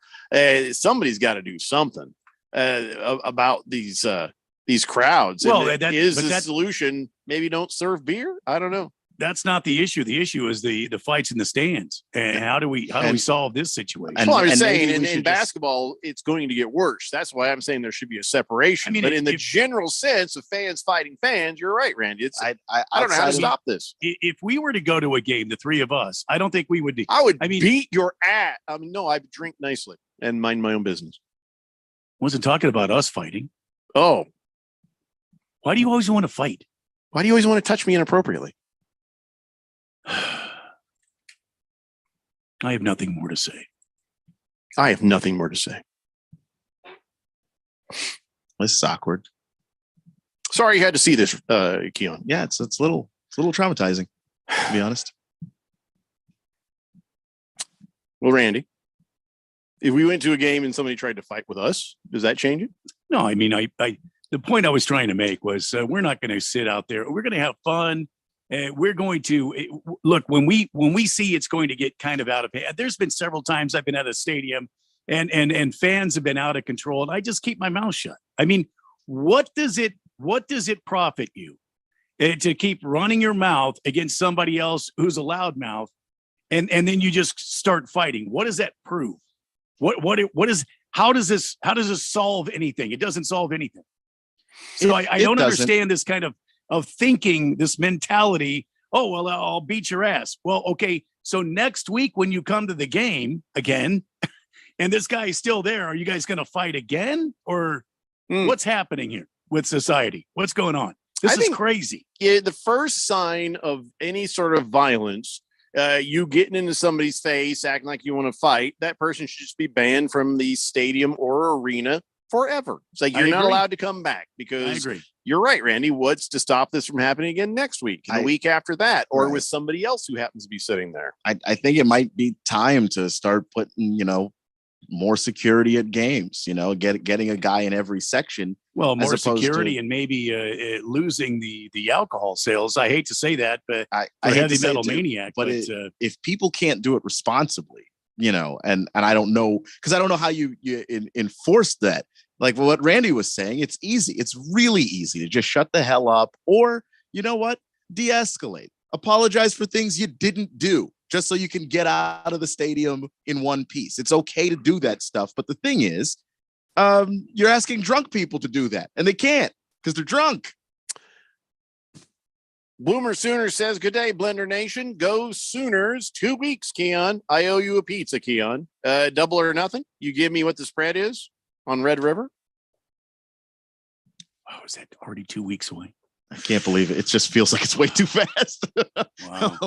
Let me jump over here and see if I can get the line here of good night. Good night. Yeah. No, I was. No, I wasn't saying that, Jeffco. I haven't been sleeping well, because I'm not going to survive the Premier League. I really think I'm the guy who's going to get out. Oh, I'm going to fall out. Please. It's going to be me. Please. I'm going to be the guy. I told you I had a sense about that at the beginning of the year. Remember? I told you already. I'm like the Cardinals. I'm you have the leading right highest now. point total of anybody in the league, Randy. Making right you now, specifically nothing at all like the Cardinals. I'm leading right now, but the second half is going to happen, and I'm going to just fall like a rock. That's what happens every year. I fall like a rock to the bottom of the ocean. Also, that line is it's a touchdown. It's a touchdown spread. Texas favored, obviously. You mean after last year's Texas beatdown of the? I'm sorry. Oklahoma's better. They are better. I actually Oklahoma's do better than Texas that just took out. Wait, no, Alabama? hold on. To be clear, they are better than they were last year. Let me say that clearly and better. They're not better than Texas. Yeah, but Texas beat the hell out of Alabama. So, are you going to take the bet or what? I mean, I just want to be sure about double or nothing. Double or nothing. Cover the spread. Yeah, we need to understand your terms. Yeah, I just didn't quite understand the terms there. I feel like Randy and I get to share one of these pizzas. I don't know. I mean, even though we have no stake in this. Swuzman says, I had to go to traffic survival school yesterday here in Tempe. One of the first rules was no fighting, no arguing. Can't the NFL fans apply that? Yeah, but I don't think they're letting you drink in traffic school, are you? I mean, that's awesome if they are. That they know of. I mean, come on. Unless you're handing around a flask, I don't think that's a place that's going to have a whole lot of fighting. I sure hope not. Speaking of fighting, did you see that thing with your Nationals there, Keon? No. So Mike Clevenger, he was pitching his brains out for Chicago, and he was like over 100 pitches, well over 100 pitches going late. And the White Sox were up 6-1, and it didn't I don't think it was going to matter. But so Dominic Smith comes up there and just sends one out. He hit the hell out of that ball, put it up into the upper deck there. And so after Smith comes across the plate there, he kind of took a step out towards the mound like he was going to fight Clevenger. And it's because Clevenger was chattering at him. Like, oh yeah, good for you. But he was like, he spent like 10 seconds admiring his work at the plate. He said he did his dance. He stayed at the plate for 10 seconds after, getting absolutely obliterated all night. And then he went around the bases, wanted to continue to try to mock me after him and everyone else didn't have a good night against me. So I gave him my peace of mind, and that was it. So it was a bench clearing nothing, but still, everybody's coming out. I say, geez, props to Mike Clevenger for being out there that long, pitching out there that long until somebody finally hit one off of him. Yeah, he was dominating. That's how that's supposed to go. We've heard Randy say this about a million times. When a guy is just, dominating the other team, he should be out there pitching. And for Dominic Smith, this is a young Nationals team. You don't need to talk trash when the other team has put up 6 runs, and here you are hitting your homer in the ninth, and now you're going to stand there and look at it. Come on, man. Come on. So you lost agree. the game, but what were you attempting? What message were you attempting to prove? Dominic Smith gets plunked on the next one, right? Look, take your home run. I mean, I don't even know. I feel like he just embarrassed himself. No, he gets one right between the numbers, about 98. Next time he comes up, and then the pitcher just stands there and stares at his ass as he walks down to first base. You're getting your ass beat, and this pitcher has made you look bad all night, and then you come up and hit one out of the park, and then you're going to stand there and showboat? A solo. You didn't knock your boys in. No. You didn't give your team a real chance. You just put a 1 up on the scoreboard. Maybe have a little dignity as you run across that plate and hope somebody can come up behind you and do the same. But you don't stand there and dance and do the silly crap that he was doing. Clevenger is 1,000,000% right. And if I'm looking at this correctly, I think Dominic Smith got struck out every other time he was up at the plate. So like, not even like he hit a sack fly or something. Struck out, just flat out, 3 up, 3 down. You're out of here. Like what could you possibly be showboating for? Like, I don't get it. And by the way, neither team's going to the playoffs. No. And sorry, Keon. That's the other issue. Well, no, I mean, they look, the Nationals have 66 wins, man. That is, if you told me at the beginning of the year that they would even get close to 70, I would never have believed you. So they're on pace for what they are. They're a young rebuilding team, but that doesn't mean that in a 6-1 ass kicking, you need to be showing up the other team's pitcher. Just no reason for it. Clevenger doesn't get his shutout, but he did pitch a hell of a game. So he should still be proud of that. Yeah. Hey, you heard the Rays, they're getting their new stadium. I guess it's the end of the Tropicana Field. They're getting a $1.2 billion stadium in St. Petersburg. They've been working on that for 15, 16 years? Yeah. And the Trop is an absolute garbage pit. Yeah. I mean, they need to blow that thing up. I hope they do that as soon as the Rays get out of there. So take the Devil Rays that are in center field in that aquarium that probably never gets cleaned out. Those poor fish out there, put them back in the sea. Okay. Because they're not the Devil Rays anymore. They're just the Rays. And put the Devil Rays that are out there in the aquarium back in the sea and get the hell out. Just run away as fast as you can. So Boomer Sooner says, you give me 7 points, Keon. Are you going to take the bet? I give you 7 points. Double or nothing. Yeah, I'll take that bet. Wow. Yeah. All right. There you go. 2 pizzas or no pizzas. There you go. Keon is giving you the shot, Boomer Sooner. Okay, we have to take a break. When we come back, I have even more random stuff for us to talk about. And yeah, some of it is NBA. It's the Daily Blender here on 1580, The Fanatic. Imagine getting ahead of your irritable bowel syndrome with constipation or IBS-C by treating it with Linzess. Then you could start proactively managing your constipation with belly pain and get ahead of your symptoms. Talk to your doctor about Linzess, linaclotide. Linzess is a prescription medicine that treats IBS-C in adults. It's not a laxative. It's a once-daily pill that helps you get ahead of your symptoms. It's proven to help you have more frequent and complete bowel movements and helps relieve overall abdominal symptoms, belly pain, discomfort, and bloating. These symptoms were studied in combination, not individually. Do not give Linzess to children less than 2. It may harm them. Do not take Linzess if you have a bowel blockage. Get immediate help if you develop unusual or severe stomach pain, especially with bloody or black stools. The most common side effect is diarrhea, sometimes severe. If it's severe, stop taking Linzess and call your doctor right away. Other side effects include gas, stomach area pain, and swelling. Imagine, what could relief from IBS-C mean for you? Talk to your doctor and say yes to Linzess. Learn more at linzess.com or call 1-800-LINZESS. Sponsored by AbbVie and Ironwood Pharmaceuticals. Football is back in full swing with another week of epic games. And who's got you covered on the action for every single one of them? DraftKings Sportsbook, an official sports betting partner of the NFL. New customers can bet $5 on football and get $200 instantly in bonus bets. Nobody's missing out on the action this season. All DraftKings customers can take advantage of 2 new offers every game day this September. Get in on the NFL Week 2 action with DraftKings Sportsbook. And the best part is you can deposit and withdraw your cash whenever you want. Download the app now and use code BET1580 to sign up. New customers can bet just $5 and take home $200 instantly in bonus bets. Only on DraftKings Sportsbook. That's code BET1580. The crown is yours.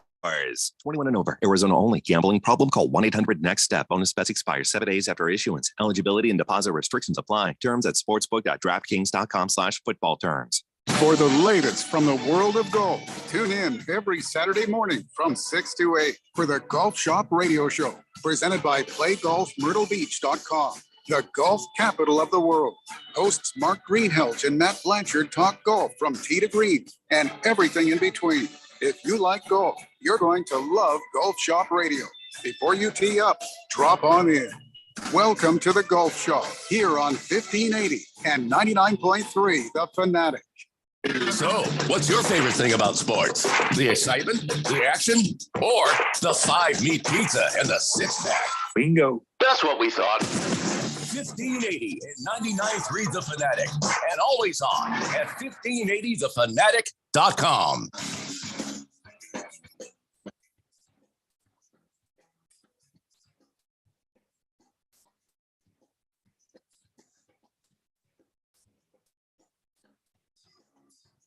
Danny Blender here on 1580 The Fanatic. Hefty Lefty says phenomenal win total for the NFL. For the NBA, though. I don't know what he's talking about. Which win total is he talking about? I don't know what you're talking about. Hey, I do want to talk about the NBA a little bit, though. Dame Lillard is, I guess the trade conversation is starting back up again, but he's saying, all right, I'll go to Miami or I'll be in Portland. I ain't going to be anywhere else. And I'll tell you where I'm never going to be. I'm never going to be on them Warriors. He says, I can't go be a part of that. He says, as far as Golden State, I respect what they've been doing over the last 8-9 years, whatever. And I'm from there. So obviously that's home, but I can't go be a part of that. Why not? Well, be a why part of couldn't what? you? Winning? Yeah. Yeah. Why can't you be a part of the 4 championships? He says, they've won 4 championships. Would I look like going to try to do that? There's somebody that plays my position that's behind LeBron. Oh, he's talking about the Lakers? What? I don't know what's going on with Dame Lillard. Wait, what's his problem with going to Golden State? I mean, well, Steph plays his position. Oh, I see. So I'm pretty sure that's what he's talking about. But I do think that, if they wanted to send you to Golden State and it wasn't your choice, your call, no one is going to blame you. Yeah, call your ring chaser. Yeah, like that would be, look, they're shipping me here and I didn't have a choice. Oh, and then you do the best on the team that you do. Now, for me personally, I've never had a problem with people trying to go and win championships. Maybe he didn't like Draymond Green. Maybe that's possible, but because he says to me, it doesn't make sense. I'd never do anything like that. I'd lose every year before I go to the Warriors. I'd lose every year before I go to the Warriors. Wow, well, that's dumb. Yeah, it didn't strike me dumb. He's not dumb, but he's stubborn. Maybe he wants to be part of a team that builds a championship team. That is what he wanted. That's why I suggest Portland. Every opportunity. Well, he tried Portland. That's the reason. That's how we got here. Is he's one of those guys that every time he had an opportunity to leave, he would talk to the organization. What is the plan for trying to get us at a championship level? And they tried. It's not like they didn't try, but they had some missteps. They had some mistakes. They never really got the center position correct. They got a bunch of guys that could always play offense, but never really play good defense on, at that position. So that they struggled to put a team around him. And now he's like, well, let me get out of here. But the thing is, he wants to go to Miami.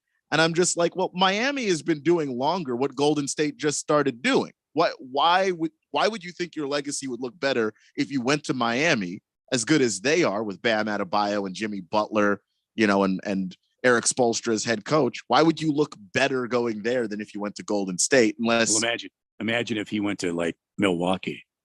I mean, that'd be fun. I think it would be fun. I mean, if they worked out a trade, to send him to Milwaukee, oh my God, it'd be impossible to guard the space they would have, because you'd have to account for what Lillard can do. I mean, if I'm the Bucks, I'm trying to figure out something right now.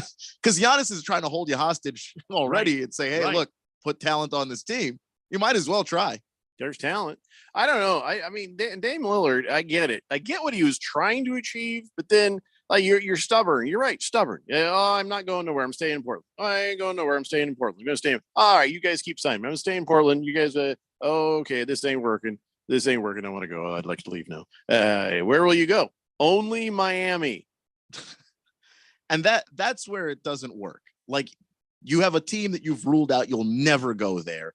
And you have a team that's the only place you want to go. Mm-hmm. I understand it. Like, I've seen a lot of NBA fans on the Twitters and everywhere else go after the Portland Trail Blazers and say, this is why no one wants to be faithful to an organization. But do they want the Trail Blazers to get nothing for Dame Lillard?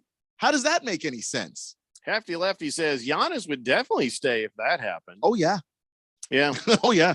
Yeah, and also, I don't know if this is going to make Giannis happy, but the Rockets are looking to trade Kevin Porter Jr. After those domestic violence allegations. So I don't know that it would make Giannis happy at all. I like how it's like they're like, hey, we got a guy who's is he ever in trouble for domestic violence? You want him? I no. Sure hope the answer is no for everybody. And I did hear a sad rumor about my Wizards, who are always looking for ways to stockpile draft picks now that they've got a new GM. And basically we'll take Kevin Porter off your hands for a crap ton of picks. I don't even want him for the picks. That is an absolutely awful human being. And I don't want him anywhere associated with my team. Yeah, I just thought that was funny. They're like, oh, we're trying to trade him. Oh just cut him. Yeah. Because nobody should want him. Let's see here. Boomer Sooner confirms your bet, Keon. He has confirmed your bet. Speaking of betting, Phil Mickelson. I like this headline. Phil Mickelson says he's not betting on football this season. Why? Well, because he's working on his gambling addiction. Should that read Phil Mickelson says he's not betting? Period. Does that mean he's betting on other things? Because if he's working on a gambling addiction, maybe not betting on anything is a good idea. Yeah, it's like if I had a friend who, struggling with alcoholism, but it would be weird if one day he said, you know what, I'm giving up whiskey. And you're like, okay, any of the other drinks? No, I'm not giving those up. Just the whiskey. Like, it would be weird if he did it that way. That's what this sounds like. It's like, I'm done betting on football. You're still a holic. Just because you cut off one version of it doesn't mean you're not. I will now only be betting on golf, baseball, basketball, tennis, and soccer. Hefty Lefty says, baby steps, Jeffrey. One sport at a time. First off, we all know this. We shouldn't ask babies how to handle anything to do with alcoholism, because they're all just horrible alcoholics. Oh, yeah. It is well documented that all babies are just luscious. You can't trust a baby after they've even had a little bit of alcohol. Absolutely not. It's not like he's going to reevaluate this thing and go, you know what, not betting the football went so well, I'm going to cut off basketball now too. That typically isn't how that works. You kind of have to stop the whole thing. The only where that makes sense, and that doesn't make you less of an alcoholic, if you're like, I'm never drinking Jaeger again. Oh, at least it's 3 days later. Oh God, I can't ever drink tequila again. That, I mean, and that, but if you're an alcoholic, you shouldn't drink anything again. That's what I'm saying. You just got to stop. Just cut it all off. Cut cold turkey. As far as the gambling goes, he's a holic right there. Mm-hmm. I'm still trying to process the whole Babcock thing. Mike Babcock. Blue Jackets coach, and then he wasn't. Never even coached a game. But he's this hockey coach, and he got in trouble. And I don't understand fully what happened. The word is he did call a player into his office and say, "Hey, let me see your phone. Show me the pictures in your phone." And then he would. There's some feature on the iPhone. I guess everybody has an iPhone on the team, and he put the pictures on the TV in his office, and it made a lot of players uncomfortable. Was that worth getting fired over? Was there more to this that I didn't understand? Because if somebody says, "Hey, O'Brien, let me have your phone," no, give me your phone. I want to see the pictures of your family. Well, I'll show you some pictures of my family if you really like, but what the hell is this all about? Why? I don't feel like I should have to show you anything off my phone. And I guess he made some players, uncomfortable and uneasy. And some of the younger players were very unhappy about it. So here's what the team said: based on the information that's been discovered and percolated to the surface in the last 48 hours, Babcock's job is over. So, all right. So, what all happened there? Was there more to this story that I did not get? Was there? Is he like, wait, show me the dirty ones? I mean, was it like that? Was he like, or just no? I doing that thing somebody does. They grab your phone and start swiping until they find something. He was taking the players' phones and he was projecting them on the TV in front of other players, and I guess talking about it. He was showing the photos on players' phones in front of other players. Okay, so where was the player at the time he was doing that with his phone? Right there with him at the same time. Yeah. What was he looking for? Well, it doesn't say what he was looking for. He was just projecting him on the screen. That's very invasive. And that's exactly what the players were saying. This is and that's why he's fired. Invasion of privacy, that sort of thing. And because all I would say is, how about no, coach? I'm not giving you my phone. Yeah, but he called it. Babcock called it a bonding effort. Yeah, team building exercise. Was bond my foot with your ass if you try to take my phone. And so, the thing is, you refuse to participate in team building exercises. That could be a fine or whatever. Try it. So yeah, I mean, look. It puts players in a tough spot because it's like the guy that determines how much playing time I get, if I get any, if I'm still on the team, is now asking me to show my personal, photos for whatever reason on a screen. And it's just, even if you say no, you still feel like this guy doesn't have any problem invading my privacy, and I don't know how much I trust him. Hefty Lefty says clearly the guy was searching for nudies of wives and girlfriends. Yeah, that's what it seems like right there. Moist One says he probably saw his players winky on his big screen there. That was the whole point of that.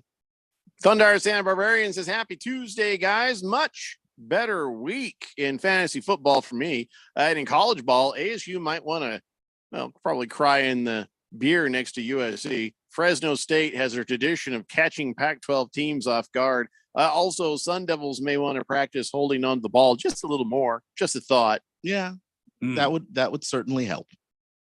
That didn't make me feel good. Did that make you feel good? I didn't. No, I don't feel good after that. You can't really. There is no way to feel good about this game. I don't know if I want to talk about ASU anymore until next season.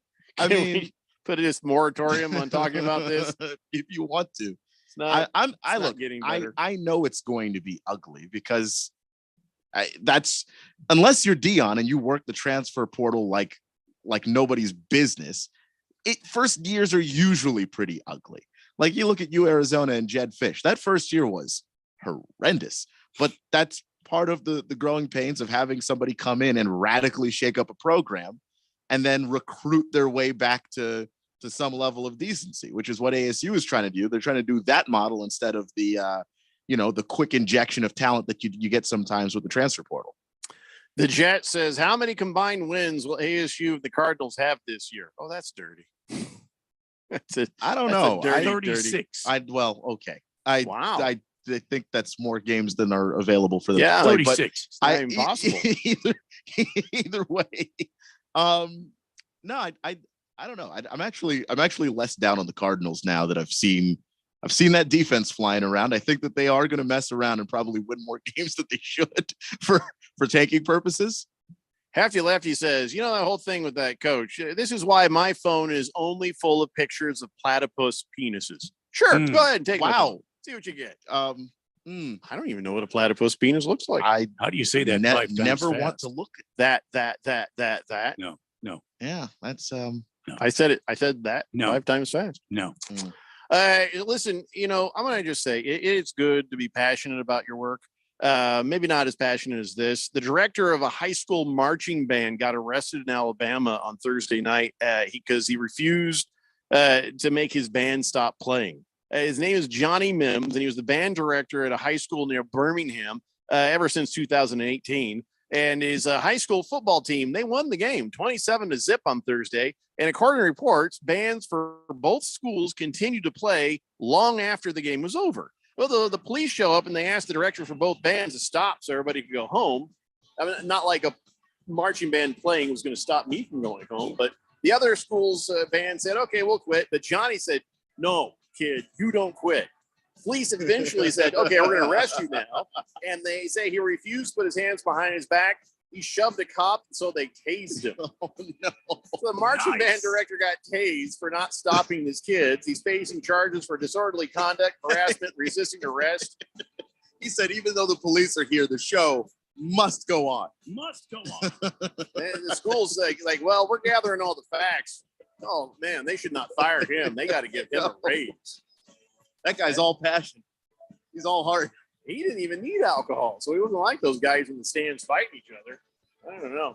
All right, guys, that is 2 hours down and 1 to go. It's the Daily Blender here on 1580, The Fanatic.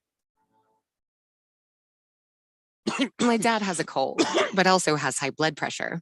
That's why I got him Vicks NyQuil High Blood Pressure for fast, powerful nighttime relief. Unlike some ordinary cold medicines, it's specially formulated for people like my dad. NyQuil High Blood Pressure is sugar-free, alcohol-free, and decongestant-free. Vicks NyQuil High Blood Pressure. The nighttime sniffling, sneezing, coughing, aching, fever, sore throat, cold, and flu for people with high blood pressure. Like my dad. Medicine. Use as directed. The Maroon Monsoon rolls into Mountain America Stadium when Sun Devil football opens Pac-12 play in a highly anticipated matchup against conference foe USC Saturday, September 23rd for Hispanic Heritage Night. In addition to a top-tier matchup on the field, halftime will feature the first drone show in Mountain America Stadium history. Grab your friends and get your tickets today by calling 480-727-0000 or go online to sundeviltickets.com. Be there, be loud, and wear maroon. What should we do with the broke propeller? What should we do with the broke propeller? Don't look at me, I wasn't driving. Thank you, you're not helping. I don't even know why you bought this boat. You told me that you loved this boat. That was before you wrecked the boat. Well, now you've made it awkward. Accidents don't just happen in sea shanties, so Progressive Boat Insurance has you covered. Take as little as 4 minutes to see what you can save at Progressive.com. Progressive Casualty Insurance Company and affiliates, covered subject to policy terms and not available for all boats or in all situations.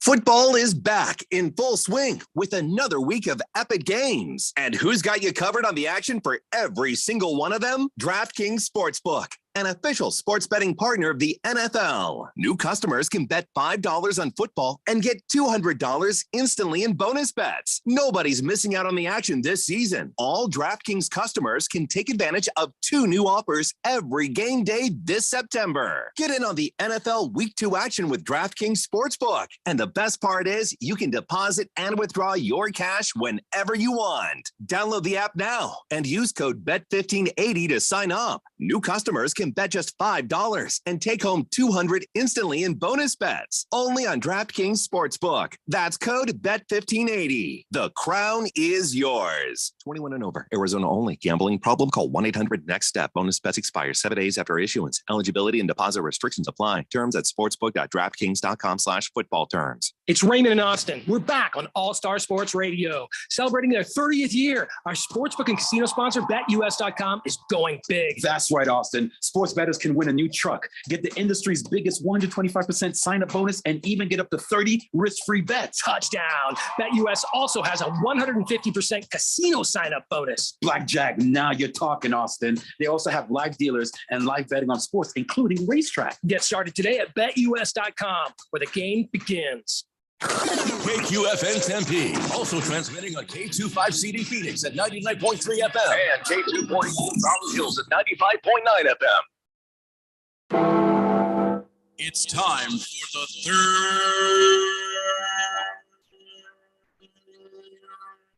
hour. All right, people, settle down because it's time. Time for what? Showtime. When does it start? Right now. 3, 2, 1. Let's get on with the show. Let's do it.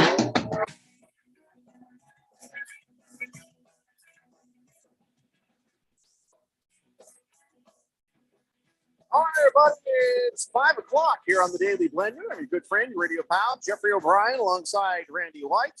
Got Keon Rose in the control room, and you guys are on the Fanatic text line, 888-368-1580, as we broadcast live in the Harmon Solar Studios in Scottsdale. Keon, tell us all about the college football now. Keon just mentioned what about it? all saw, about all the college football? Well, I just saw you coughing and desperately getting a drink of water. I want to try to put you on the spot. It's like, wow.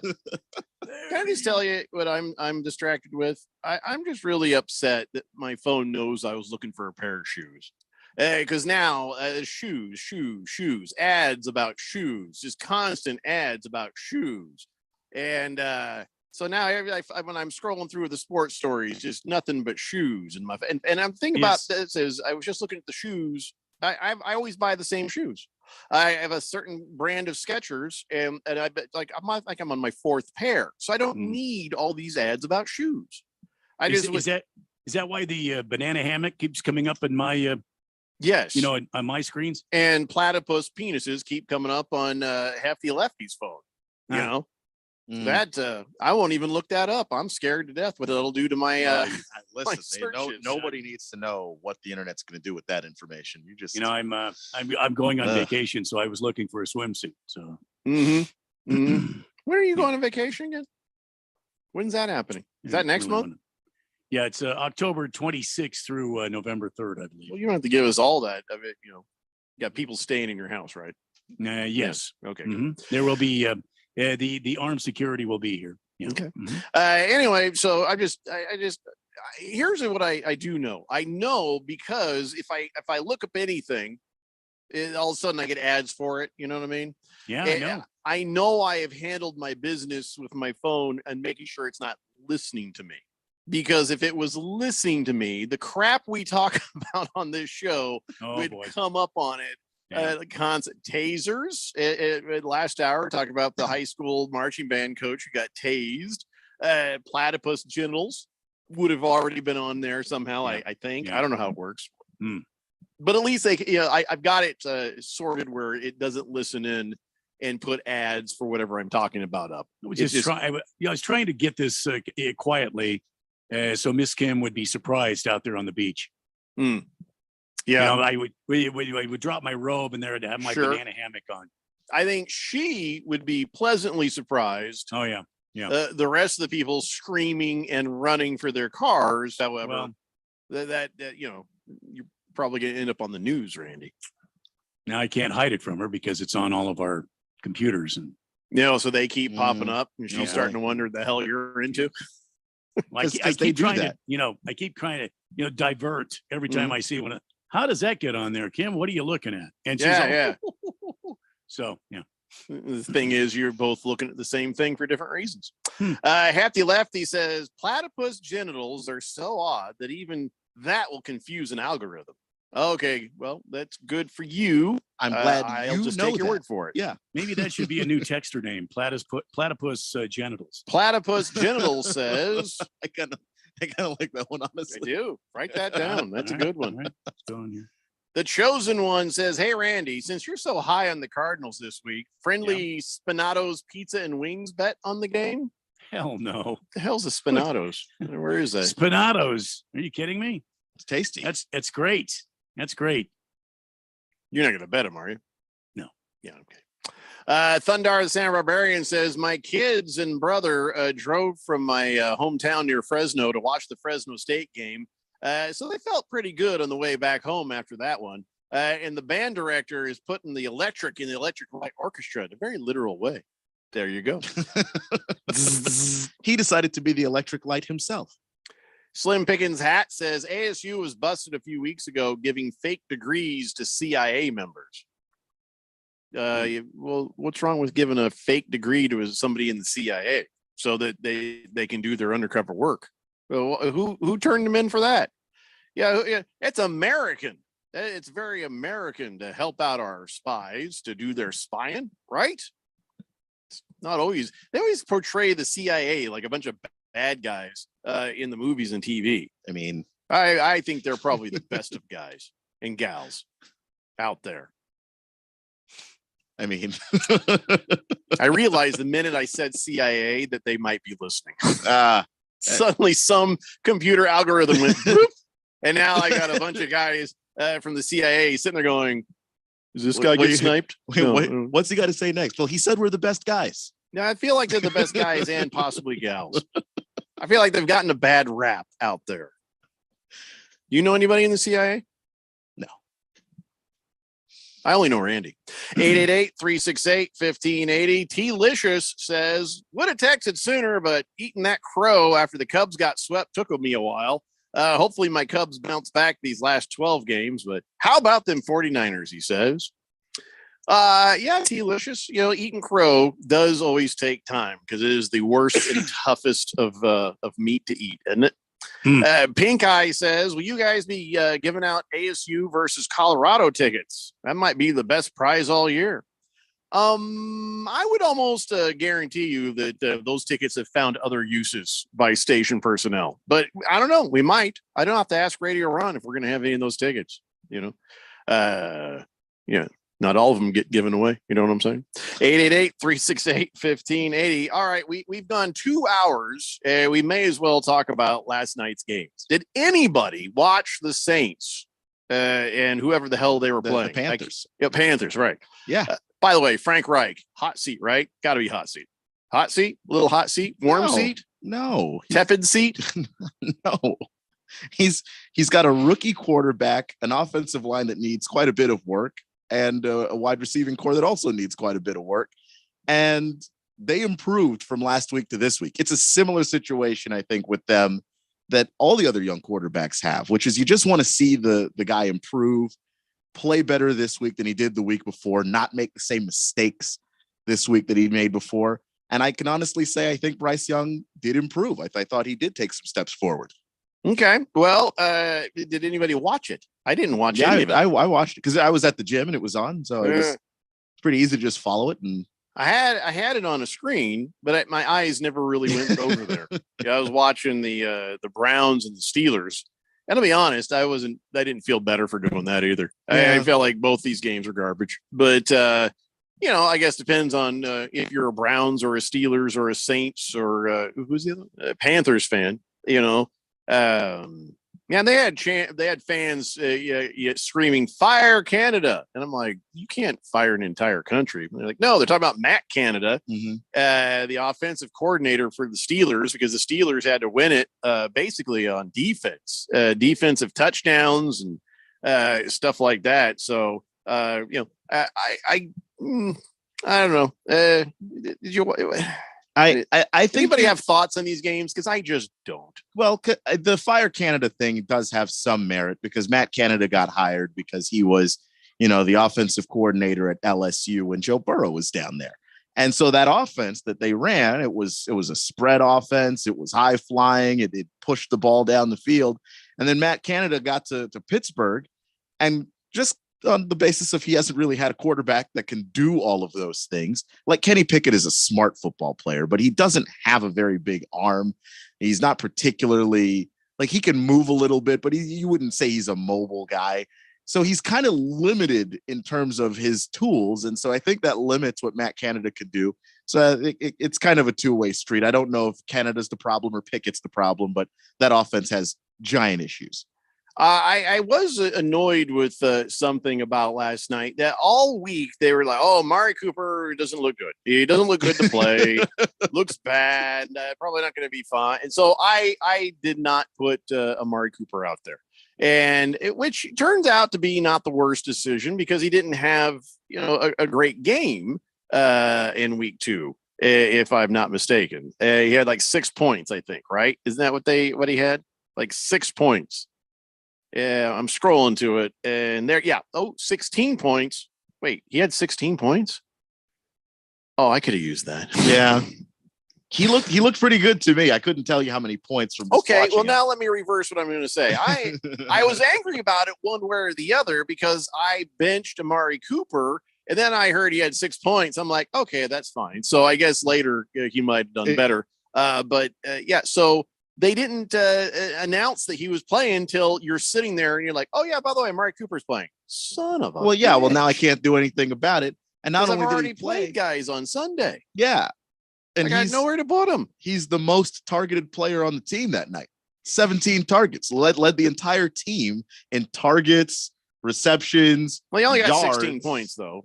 I mean, 16 but that's points 8 more than Jamar Chase got me. That's 11 more than Jerry Jeudy got me. They both crapped the bed. He got you 16 without even getting into the end zone. So yeah, that's just on workload. That's annoying. Yeah, it has to be. And of course, seeing Nick Chubb go out the way he did, that was sad. Mm-hmm. I don't want to see the video. George does though. So if you see George on Twitter, go ahead and tag him. He loves that video. And then Minkah Fitzpatrick, they let him go from the hospital with he had a chest contusion, and everybody got mad at Adam Schefter. Keon included was a little bit grumpy about it, and I can understand why. You know that thing, you're scrolling, you're trying to find information, and you're like, oh my God, it looked like Nick Chubb's leg came off. And so you're like, oh, I hope that guy's okay. And so then Adam Schefter puts up there, Nick Chubb dislocated his left knee and he tore his MCL, his PCL, and his LCL with cartilage damage. And you're like, oh my God. And then the text goes on October 10th, 2015 versus Tennessee. What the hell? Why would you say it like that? He injured the same knee tonight. What? It's yeah, if I had written something like that in a journalism class, my teacher would have just failed me for burying the lead. That is misleading that. Yeah, lead. and I know that you're doing it because it gets the most eyeballs on the tweet. But come on, man, you are a journalist. You have to do better than that. Yeah, Nick Chubb dislocated his left knee, tore his MCL, PCL, and LCL with cartilage damage. October 10th, 2015. Tonight, he got an owie. That's what your eyes already have gone. Oh my God, he's never going to walk again. Yeah, and then So did they ever come out and say, we get a designation on him? I mean, that was Adam Schefter last night talking about the past. And today I know Kareem Hunt was visiting the Browns because I would imagine that Nick Chubb is out for the season just because of the way it looked.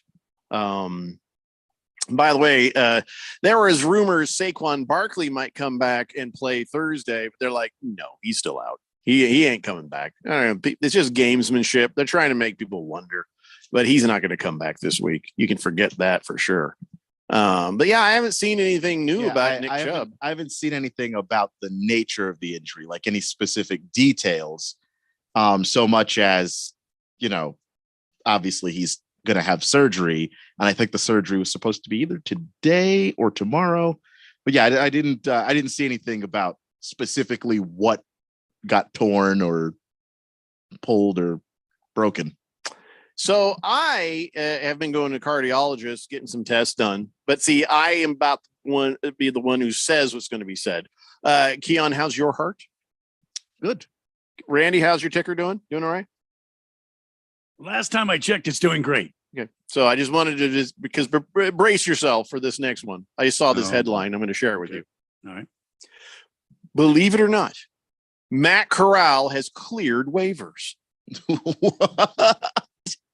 I am glad I tempered that with a warning because. Oh man, I'm glad I was sitting down. Everybody probably needs to take a moment with that. Take a moment. Yeah. Fecal Mist says, Jeffrey, I heard you say your phone was showing you shoe ads after you looked at some shoes. Would that be the reason I was scrolling through Facebook and it shows me an ad for a men's bulge enhancer? Yes. Might be related. I didn't know that was a thing.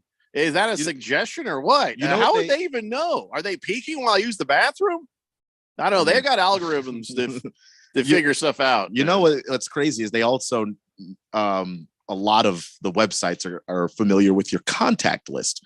So if somebody else searches something in your circle of friends or your family, they might throw it to you just to see if you'd be interested too. Yeah, no, thank you.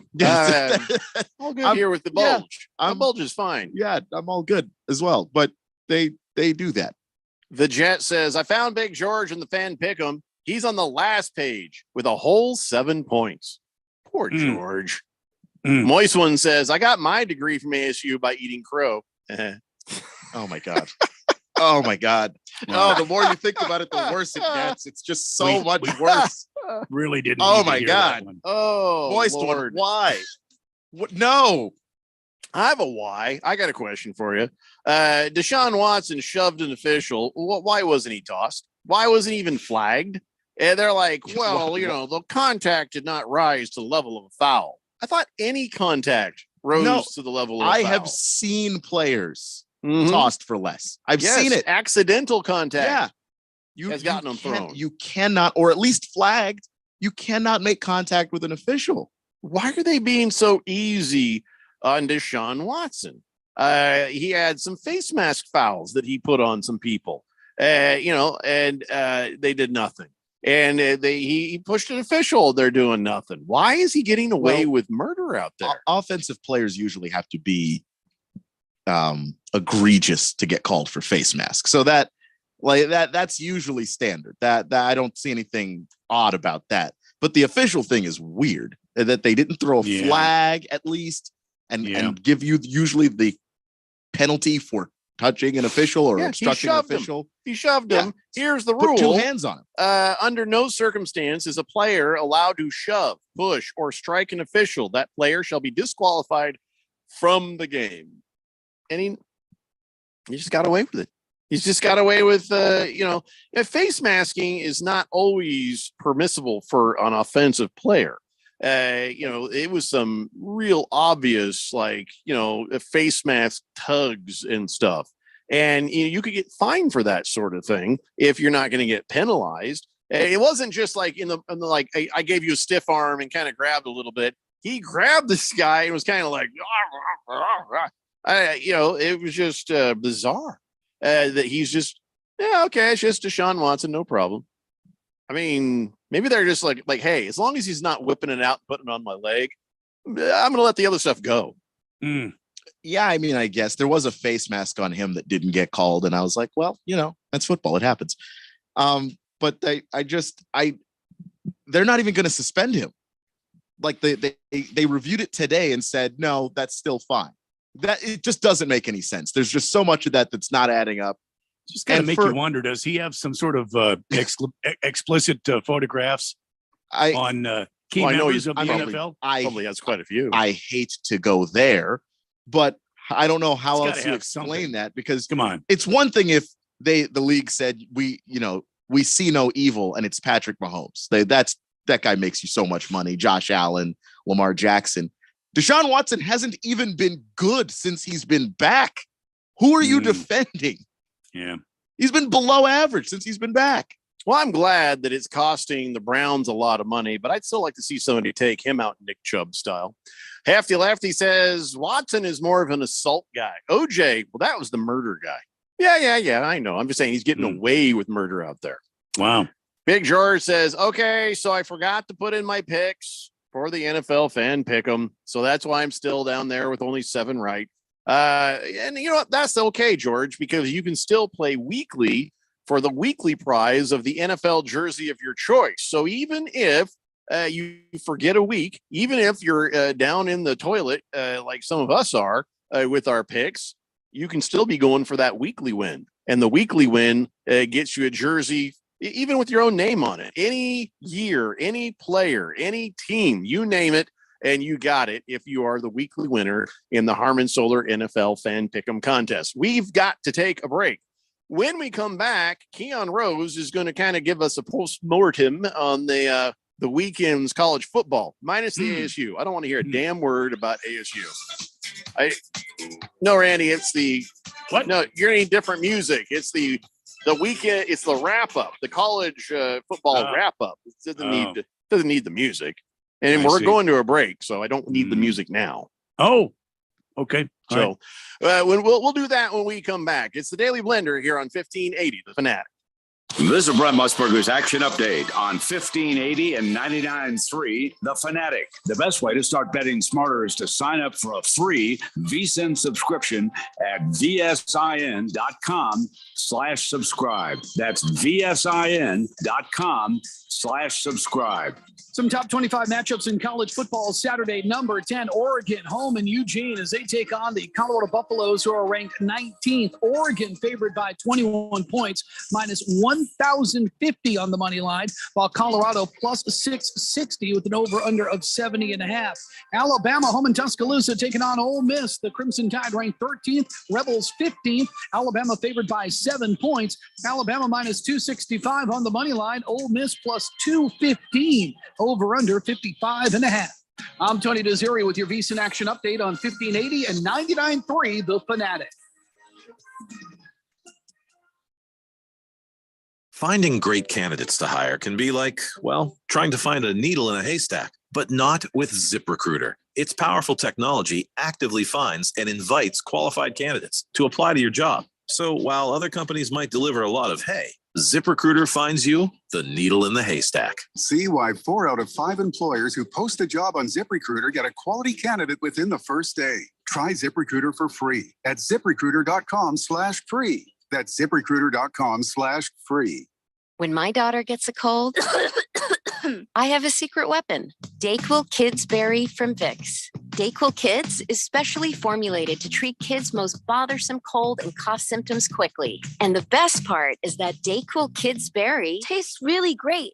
Aren't you supposed to be resting? Maybe. DayQuil Kids Berry. The kids' berry-licious daytime congestion, coughing, stuffy head, stuffy nose, just for kids medicine.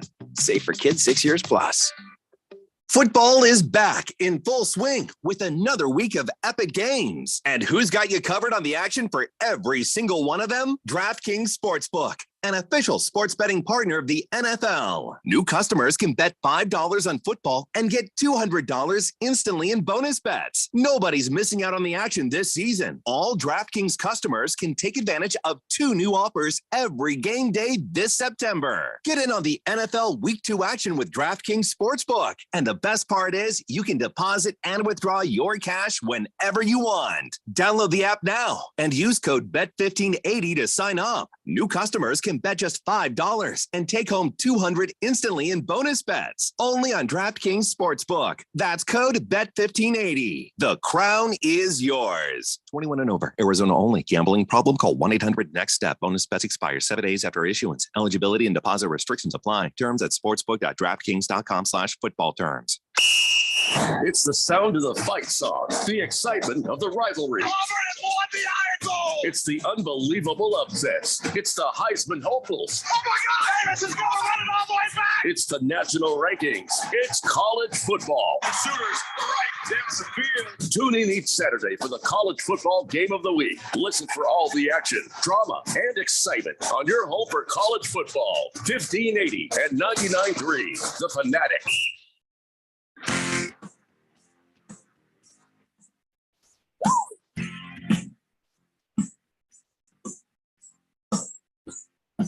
Here's the week ahead here on 1580 The Fanatic. All right, so Thursday night football is Giants at 49ers. It'll be fun to watch the hometown boy completely, absolutely, and unequivocally destroy the New York Football Giants. Friday, you got Desert Edge taking on Sunny Slope at 7 p.m. in your AIA game of the week. Saturday for college football, Ole Miss and Alabama are going to play at noon. Sunday, Saints and Packers at 9:30 a.m. Steelers and Raiders at 4:30 p.m. Then Monday Night Football will be Rams at Bengals. That should be a pretty good game. Steelers at Raiders, meh. Saints at Packers, Rams at Bengals, Giants at 49ers, I don't know. We haven't had like some really good matchups lately. Had a couple of good games over the weekend. I don't know what it's going to take to get some really good matchups. You know, when's our next really good matchup coming? I got to go take a look here. Can you think of one? Or what was the best matchup over the weekend? Over the weekend? Let me see here. If you have to look it up. Well, no, because I know the Dolphins and Patriots game. I enjoyed that game. I thought that was a good game. Yeah, it was okay.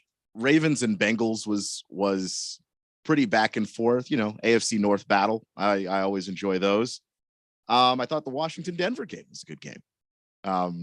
Maybe too heart attack for me. I would like to not experience that a second time. Oh, actually, I did. I enjoyed watching that right there, and knowing that your soul was about to leave its body when they made that a Hail Mary catch from Russell Wilson there. The bobble catch is what that was. But I don't know. Yeah, I mean, but yeah, I don't know. Those are the games that I think stuck out to me the most. When I was watching them, I was enjoying them.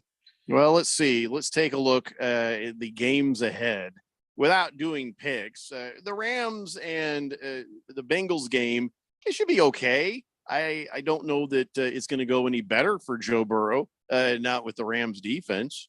And let's see, on Sunday, another Monday night game is Eagles with the Buccaneers. Which game do you think is better there? Because I could change our game to Eagles and Buccaneers if it's better. Yeah, Eagles Bucks looks like the better game, actually. I don't know if Ray Ron would be happy. We'd be off the air at 4 p.m. for that one.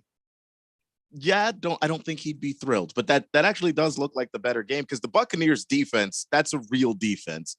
And they're getting just what they need right now out of Baker Mayfield. He's playing pretty smart. He knows who to throw the ball to and when. You know, he's not forcing it, but he knows when to look for Mike Evans and let Mike Evans do what he has to do. I'm going to ask him. I mean, I'm not trying to get out of doing more show. No, that's like legitimately. It's the better game. I think especially because I don't know what Joe Burrow's calf is going to look like. He clearly can't push the ball downfield. Like that is an issue that he hasn't completed a pass yet this season greater than 15 yards. It's probably not a great sign. Some of these other games, Dallas is going to visit the Arizona Cardinals. Carolina's no. I'm scrolling here. Yeah. The Buffalo Bills versus Washington is a good game to find out how real Washington Commandos are. Chargers, Vikings, the 0-2 Bowl. No, thank you. Yeah, sorry. Yeah, not a whole lot going on this week, is there? Woof. This is. Yeah, I thought there were some fun games last. I mean, I guess Atlanta Detroit could be interesting just because I don't know. I enjoy watching Atlanta play because the way they play, there isn't anybody else in the league like them. Well, I'll send Radio Ron a note and see what he says because I'm sure he don't care. I'm sure he doesn't. I think he'd want to have the better game. And two undefeated teams playing each other. Eagles playing the Bucks. Yeah, it feels like that'd be a better game. So 888-368-1580. Bucking Job says Baker versus Hurts. OU quarterbacks. How about that? Not really my reason, but that's interesting. Yeah. Also interesting. Bruno Baller says Seattle and Detroit went overtime. That was a good game. Oh yeah, I watched that one too. Oh yeah. That's yeah. So a couple good games. There's a couple. Yeah. If you get a handful, you're usually pretty lucky. Stockton Slap says, do you give any weight to how two different teams beat the same team? Like if the Niners struggle versus the Giants, does that give the edge to the Cowboys? A little bit, but you have to actually watch the game and see how it happens. Like if they both, if you can like see whose weaknesses and strengths match up, for instance. But it doesn't usually work like that in the NFL, where just because you beat somebody means that suddenly anybody else who plays them is also as good as you. Yeah, there's more to the story than just that basic thought. Thundar the San Barbarian says, Big George may have forgotten to put his picks in for the Pick'em contest. I wish I'd forgotten to enter my picks. Might be doing better if I had. It's been rough. It's just been a weird, funky start to the season. Trying to get our bearings on who's doing what and how things are going to go. I was just happy to have 11 this last week. Big George says, "Hey, do you guys think you could air the Bears and Chiefs game on Sunday?" No, we can't.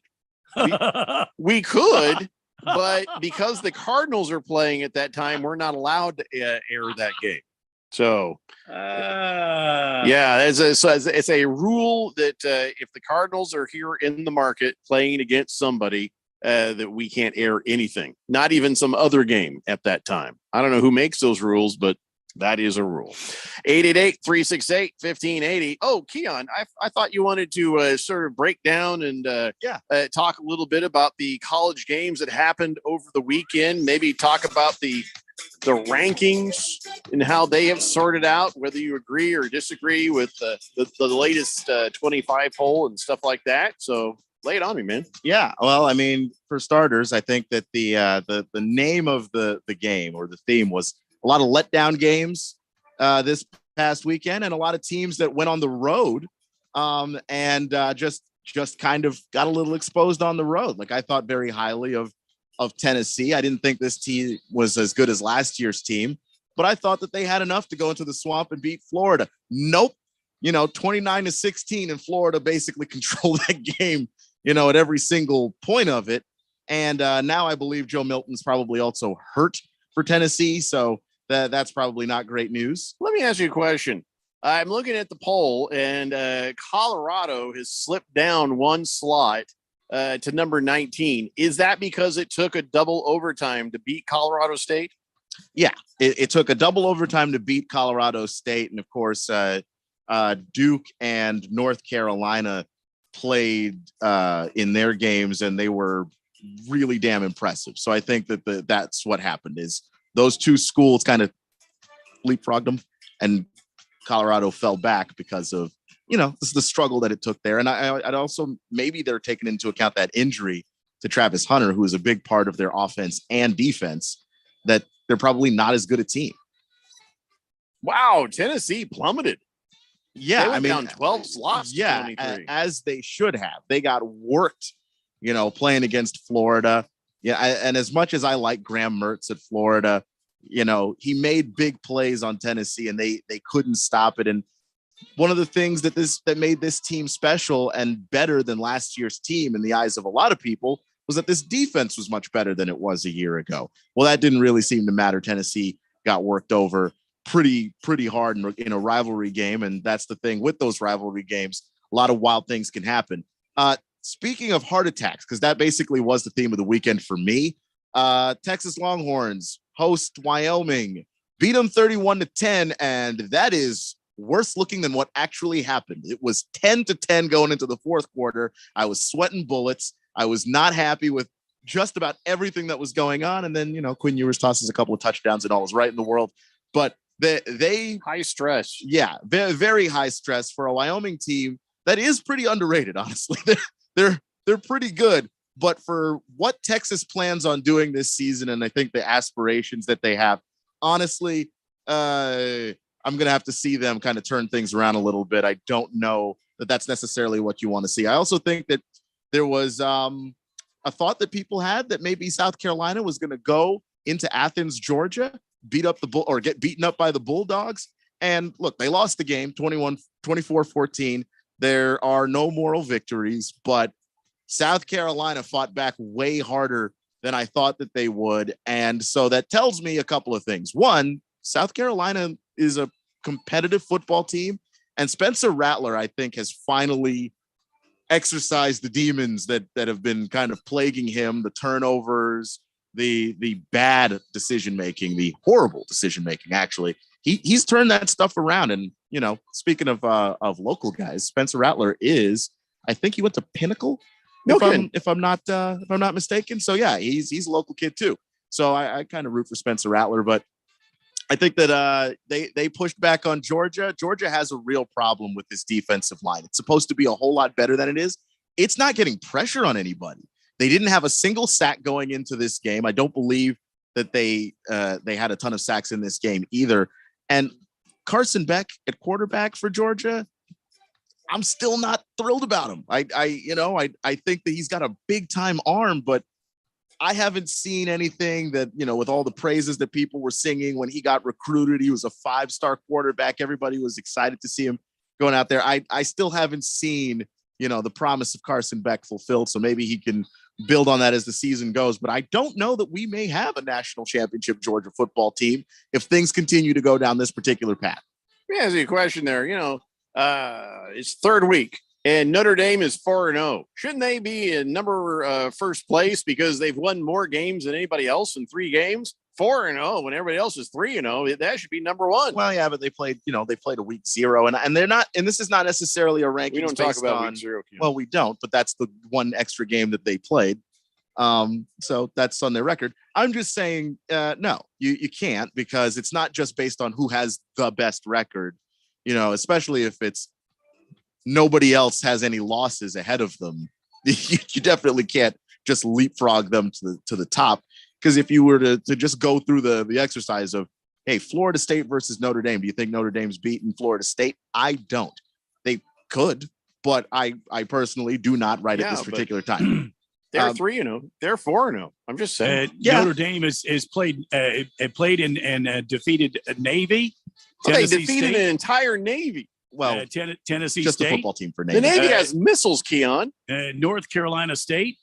And last weekend, Central Michigan. This weekend, they will take on Ohio State. Yeah, it's ranked number 6 in the country. And that will be happening this Saturday. This is the real test for Notre Dame, because I do think that for them, their schedule has been little light. Cupcake. Gamecock says, I'm liking this Gamecock talk, Keon. They're good. And, it's funny because that game is the other chippy game that kind of nobody was paying attention to. We were all kind of paying attention to Jay Norvell and Deion Sanders. I don't know what's going on between Kirby Smart and Shane Beamer. Those two guys do not like each other at all. It was just trash talk the whole week leading up to the game. And, South Carolina came out and they scrapped. I think that they played a really good game, but Georgia just has a crap ton of talent. But I just think that you can't ride talent if your quarterback's not going to put the ball in the end zone, if your pass rush isn't going to get home to some of these quarterbacks that you're going to start to see, not just in the SEC, but in some of these other out-of-conference games that Georgia wants to play. But jumping back to Notre Dame and Ohio State, I'm interested in seeing that because I don't know that Notre Dame's really played anybody. I don't know that Ohio State's necessarily played anybody either. So this is going to be the test for both of them. Ohio State finally settled on the quarterback. It's Kyle McCord. He looked really good, but he looked really good against Western Kentucky. So I don't know what that means. I want to see when he goes up against Notre Dame and that defense, what he's going to do. Chief Skull says Spencer Rattler went to Pinnacle High School, was featured in QB1 Beyond the Lights, which Justin Fields was a part of also. Where was that? I never saw that. Yeah, it was a Netflix documentary. I think it was a high school thing. That was when they were both high school quarterbacks. It's kind of like that quarterback documentary that Peyton Manning's doing, but the high school version. So it was when they were at that point, and yeah, they're both incredibly talented at the high school level. And I think Spencer Rattler is an interesting story because he went to Oklahoma, a lot of accolades, and just couldn't figure anything out. Had to transfer to South Carolina. And he struggled that first year. He was somebody that actually, if he had tried to come out last year, based on the projections preseason, he might have been the first overall pick in the draft. And he ended up having to stay another year because he was terrible. Well, I think he's figured it out. He looks like a different quarterback, like he's processing the game better. And he has all the talent in the world. So I'm excited to see it.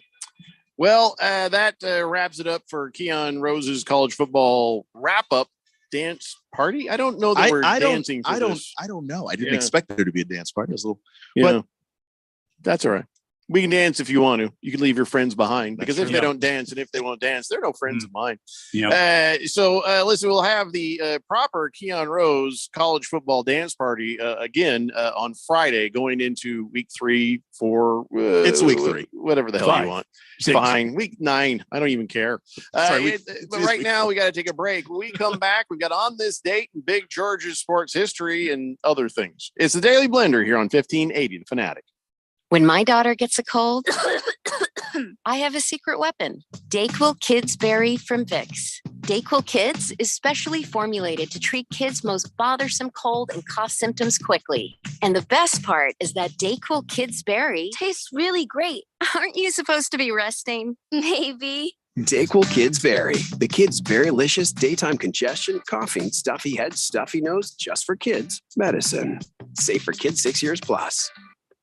If you are an IT professional looking for an opportunity with great benefits, the freedom to creatively solve problems in a career with great growth potential and a team environment, look no further than Affinity Technology. Serving the Valley since 1992, Affinity Technology is looking for a level 1 tech to develop and deliver excellent solutions and outstanding customer service. Visit atechaz.com/jobs and get started with your future today. That's atechaz.com/jobs. Ugh, I don't have time for a cold. Honey. Honey? You need Dayquil Severe Honey flavor. Dayquil Severe Honey gives you powerful cold and flu symptom relief with a honey-licious taste because life doesn't stop for a cold. Okay, I'm ready to go. Now I'm getting a cold. Honey. Try Dayquil Severe Honey for powerful cold and flu relief. Dayquil Severe Honey flavor. The daytime coughing, aching, stuffy head, fever, honey-licious. Power through your day medicine. Use as directed. Keep out of reach of children. The NASCAR season will come to an end in Phoenix, but the championship weekend will last forever. 4 championship races in 3 days, all set against the stunning backdrop of the desert mountains. A Friday doubleheader under the lights, the Xfinity Championship on Saturday, and a Cup Series champion crowned on Sunday. It's a weekend you'll wish would never end. NASCAR Championship Weekend at Phoenix Raceway, November 3rd through the 5th. Get your tickets now at phoenixraceway.com. Football is back in full swing with another week of epic games. And who's got you covered on the action for every single one of them? DraftKings Sportsbook, an official sports betting partner of the NFL. New customers can bet $5 on football and get $200 instantly in bonus bets. Nobody's missing out on the action this season. All DraftKings customers can take advantage of 2 new offers every game day this September. Get in on the NFL Week 2 action with DraftKings Sportsbook. And the best part is you can deposit and withdraw your cash whenever you want. Download the app now and use code BET1580 to sign up. New customers can bet just $5 and take home $200 instantly in bonus bets. Only on DraftKings Sportsbook. That's code BET1580. The crown is yours. 21 and over. Arizona only. Gambling problem? Call 1-800-NEXT-STEP. Bonus bets expire 7 days after issuance. Eligibility and deposit restrictions apply. Terms at sportsbook.draftkings.com/football terms. This is Brian Musburger. Don't miss Pro Football Blitz, Saturday afternoons, right here on Arizona's sports betting station, 1580 and 99.3, The Fanatic.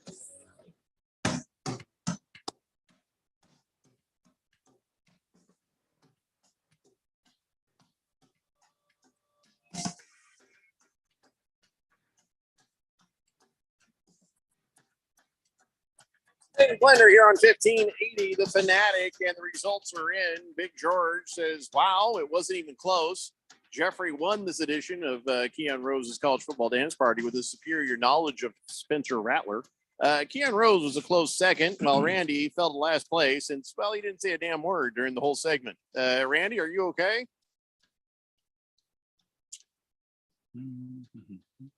He's just mad that you gave me the prize again. He doesn't like it. He gets very salty. Question. He gets very salty when he doesn't win. Next question. There's nothing to win. Next question. Well, let's talk about the guy who did win, Patrick Mahomes. We just sort of talked about this in passing yesterday when the news came down. Everybody's saying, oh, a historic payday. And it's kind of confusing because originally his historic payday was he was the $500 million man. But that was over like 10 years, right? Or how many years? Yeah, it was like a 10-year contract. And the thing with this deal is that they basically took a lot of the money in that deal that was not guaranteed and they made it guaranteed. Yeah, now he's got cool. $210.6 million between 23 and 26, making it the most money in NFL history over a 4-season span. So that's all guaranteed now. So he gets a splinter, he's still going to have $210 million. Yeah. Question is, how much of that is going to be used to bail his brother out of prison? I mean, that's got to be on his mind, or his eventual divorce from his horrible wife. I mean, that's got to be coming up pretty soon, right? that can't last forever. Just why is she horrible? Boy, you have not seen the videos, have you? I've seen the not videos. Been on this show very long, have you? She is, I think, at worst annoying, but horribly annoying. He married her. He knew what she was before. I don't know about that. She wasn't hiding anything previously. She was spraying champagne on people around her exclusive box at Arrowhead Stadium there, and people were complaining, and she got angry at the people that were complaining about her spraying champagne on. How dare those peasants? I understand that, and look, that's obviously on your field. Awful. She was dancing on the name of your fallen player. Yeah, and I blame my team for that because they put her there. They literally roped off that No, they put a rope around it.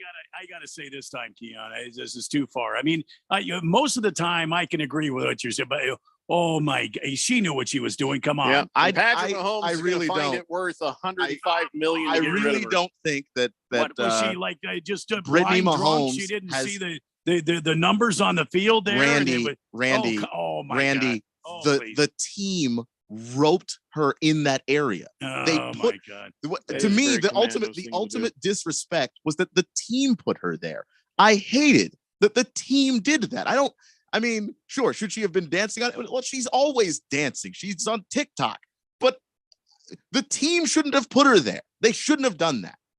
That's Hefty Lefty says her box is definitely exclusive. Okay. Whatever if it's not, then Patrick won't have to pay $105 million to get rid of her. I'll tell you that much. I don't think that he wants to, because he would have already. I wonder what the conversation between Patrick Mahomes and his brother are these days. Yeah, not much. Is he in jail? I actually don't know. Well, yeah, that just all got quiet all of a sudden, didn't it? Or is he out on bail? I mean, of course, you know who bailed him out if he is. Brittany. Yeah, not Patrick. No, Brittany drove down to the jailhouse. Yeah.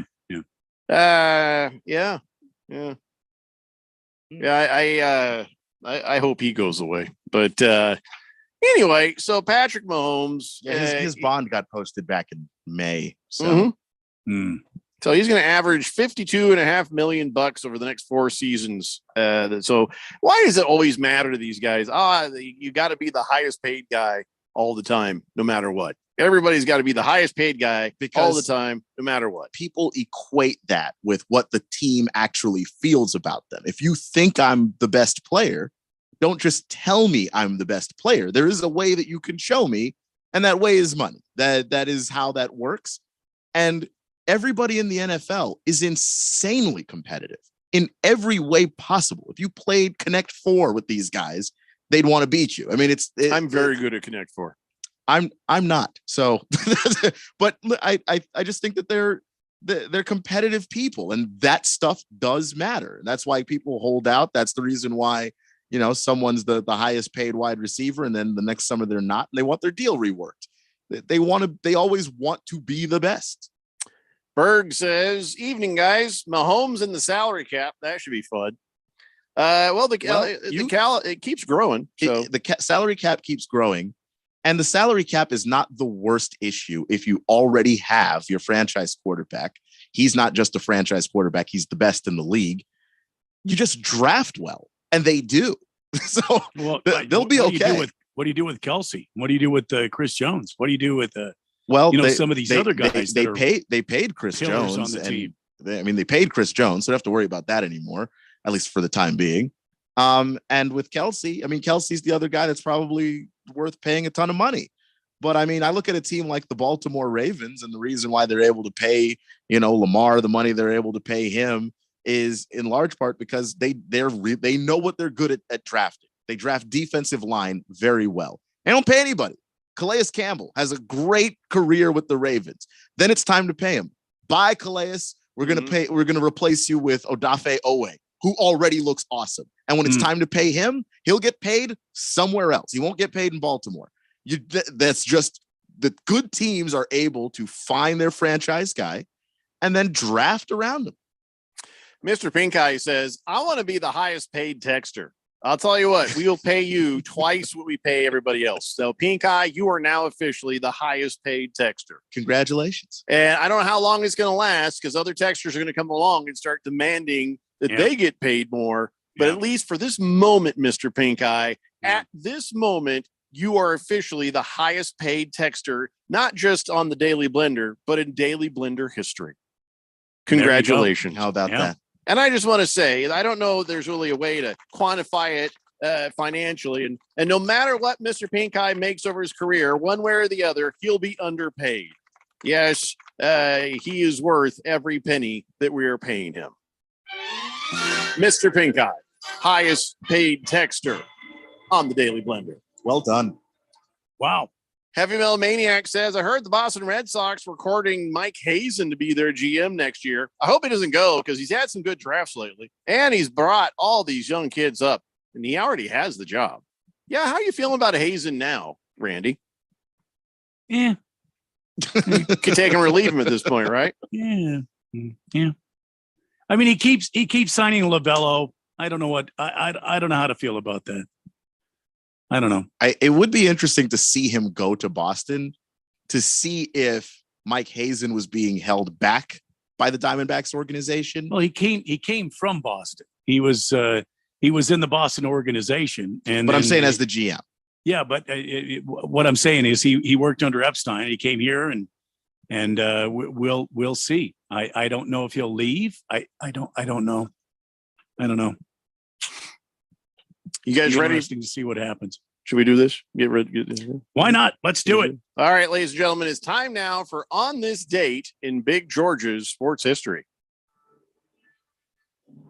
Back in the year 1988, diver Greg Louganis of the United States narrowly escaped serious injury when he hit his head on the springboard at the 1988 Seoul Summer Olympic Games in Seoul, South Korea. 5 stitches and 8 days later, and possibly the most dramatic moment of diving history, Louganis defeated 14-year-old Young Mi within an inch of his life. No, I made that part up. I just want to see if anyone was paying attention. What? No, they had diving. No, he did. I'll tell you what was nice. George didn't once mention that Greg Louganis had the AIDS. That was nice. He didn't even mention that in the thing. But I remember watching that, and this is in the early days of AIDS. So he busts his head open. He's bleeding all over himself and then all over other people that were sitting there working on him. And of course, this was before we knew what we needed to know about the AIDS. And we thought, oh my God, everyone in the pool now has AIDS. Everybody in the arena now has AIDS. We thought everybody had the AIDS because, we didn't know much about it at the time. Then it turns out the guy with the gloves on his hands, it was fixing up his head was fine. Everybody was fine. And the only person who had the AIDS after that was still Greg Louganis. So it turned out all right. But boy, were we ignorant and dumb then, just thought, what was crap, everybody's got AIDS. What was the name of that diver that he defeated? Young Mi. Young Mi? Young Mi. That's what Nick Chubb needed last night. Young Mi. Oh, boy. Oh, boy. I'll just go ahead and whistle myself. Dun, dun, dun, dun, dun. I think that's the first time you've whistled yourself, isn't it? Yeah. You can't talk now. You can't talk. It's like the rest of the show. You can't even talk. See you guys later. That's not right. You can't do that. Stockton Slap says Josh Gordon said if he couldn't be the highest paid receiver, he'd settle for being the highest receiver ever. Mission accomplished. Some people find their shortcuts, Yeah. Crackalacken says agents are in these players' ears, telling them you got to be the highest paid player. You gotta. Well, yeah, because then you get the highest. You get a commission. Sure. And Wilbur says if you're your own agent, you still want to be the highest paid because then that's just more money for you. Even better. Mr. Wilbur says there are thousands of texters getting paid more than me. I do this for charity. Good for you, Wilbur, because you're not getting any more than you're getting now. Hefty Lefty says, if you want to divide what Mr. Pink Eye gets paid by 3, you can pay that to me. I think we're good with your current rate. I don't think there's any reason to renegotiate that contract, Hefty Lefty. Number 1 Rattlers fan says, Magic Johnson got AIDS, and then all of a sudden there was a solution for it. Yeah, it's called money. And then science learned some stuff. It's okay. It's Big George. Yeah, you're welcome. Why didn't you mention the age? I'm just curious. 888-368-1580. That's a strange thing for me to utter out loud. Of course, he probably said the same thing to his former manager, Greg Louganis did. That guy was not a good guy. Anyway, if you have no idea what I'm talking about, he had to put a restraining order on that guy. Oh boy. Randy, even a sigh, you were under a 2-minute penalty. I don't think you should even be sighing right now.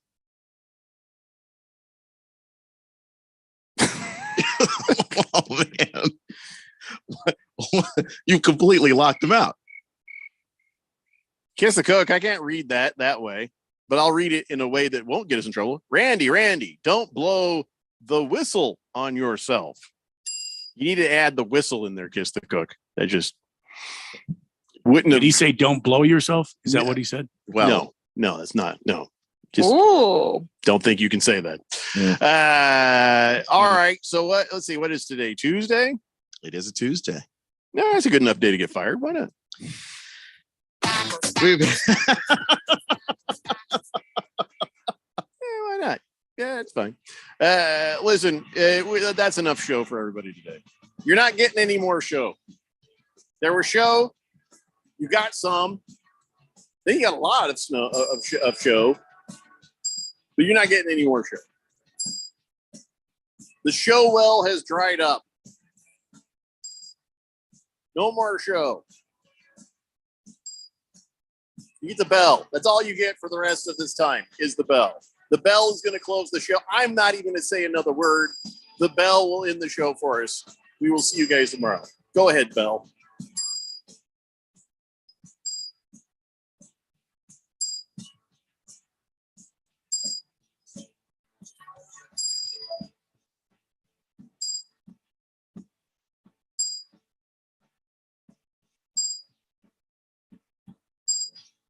Thought I was kidding?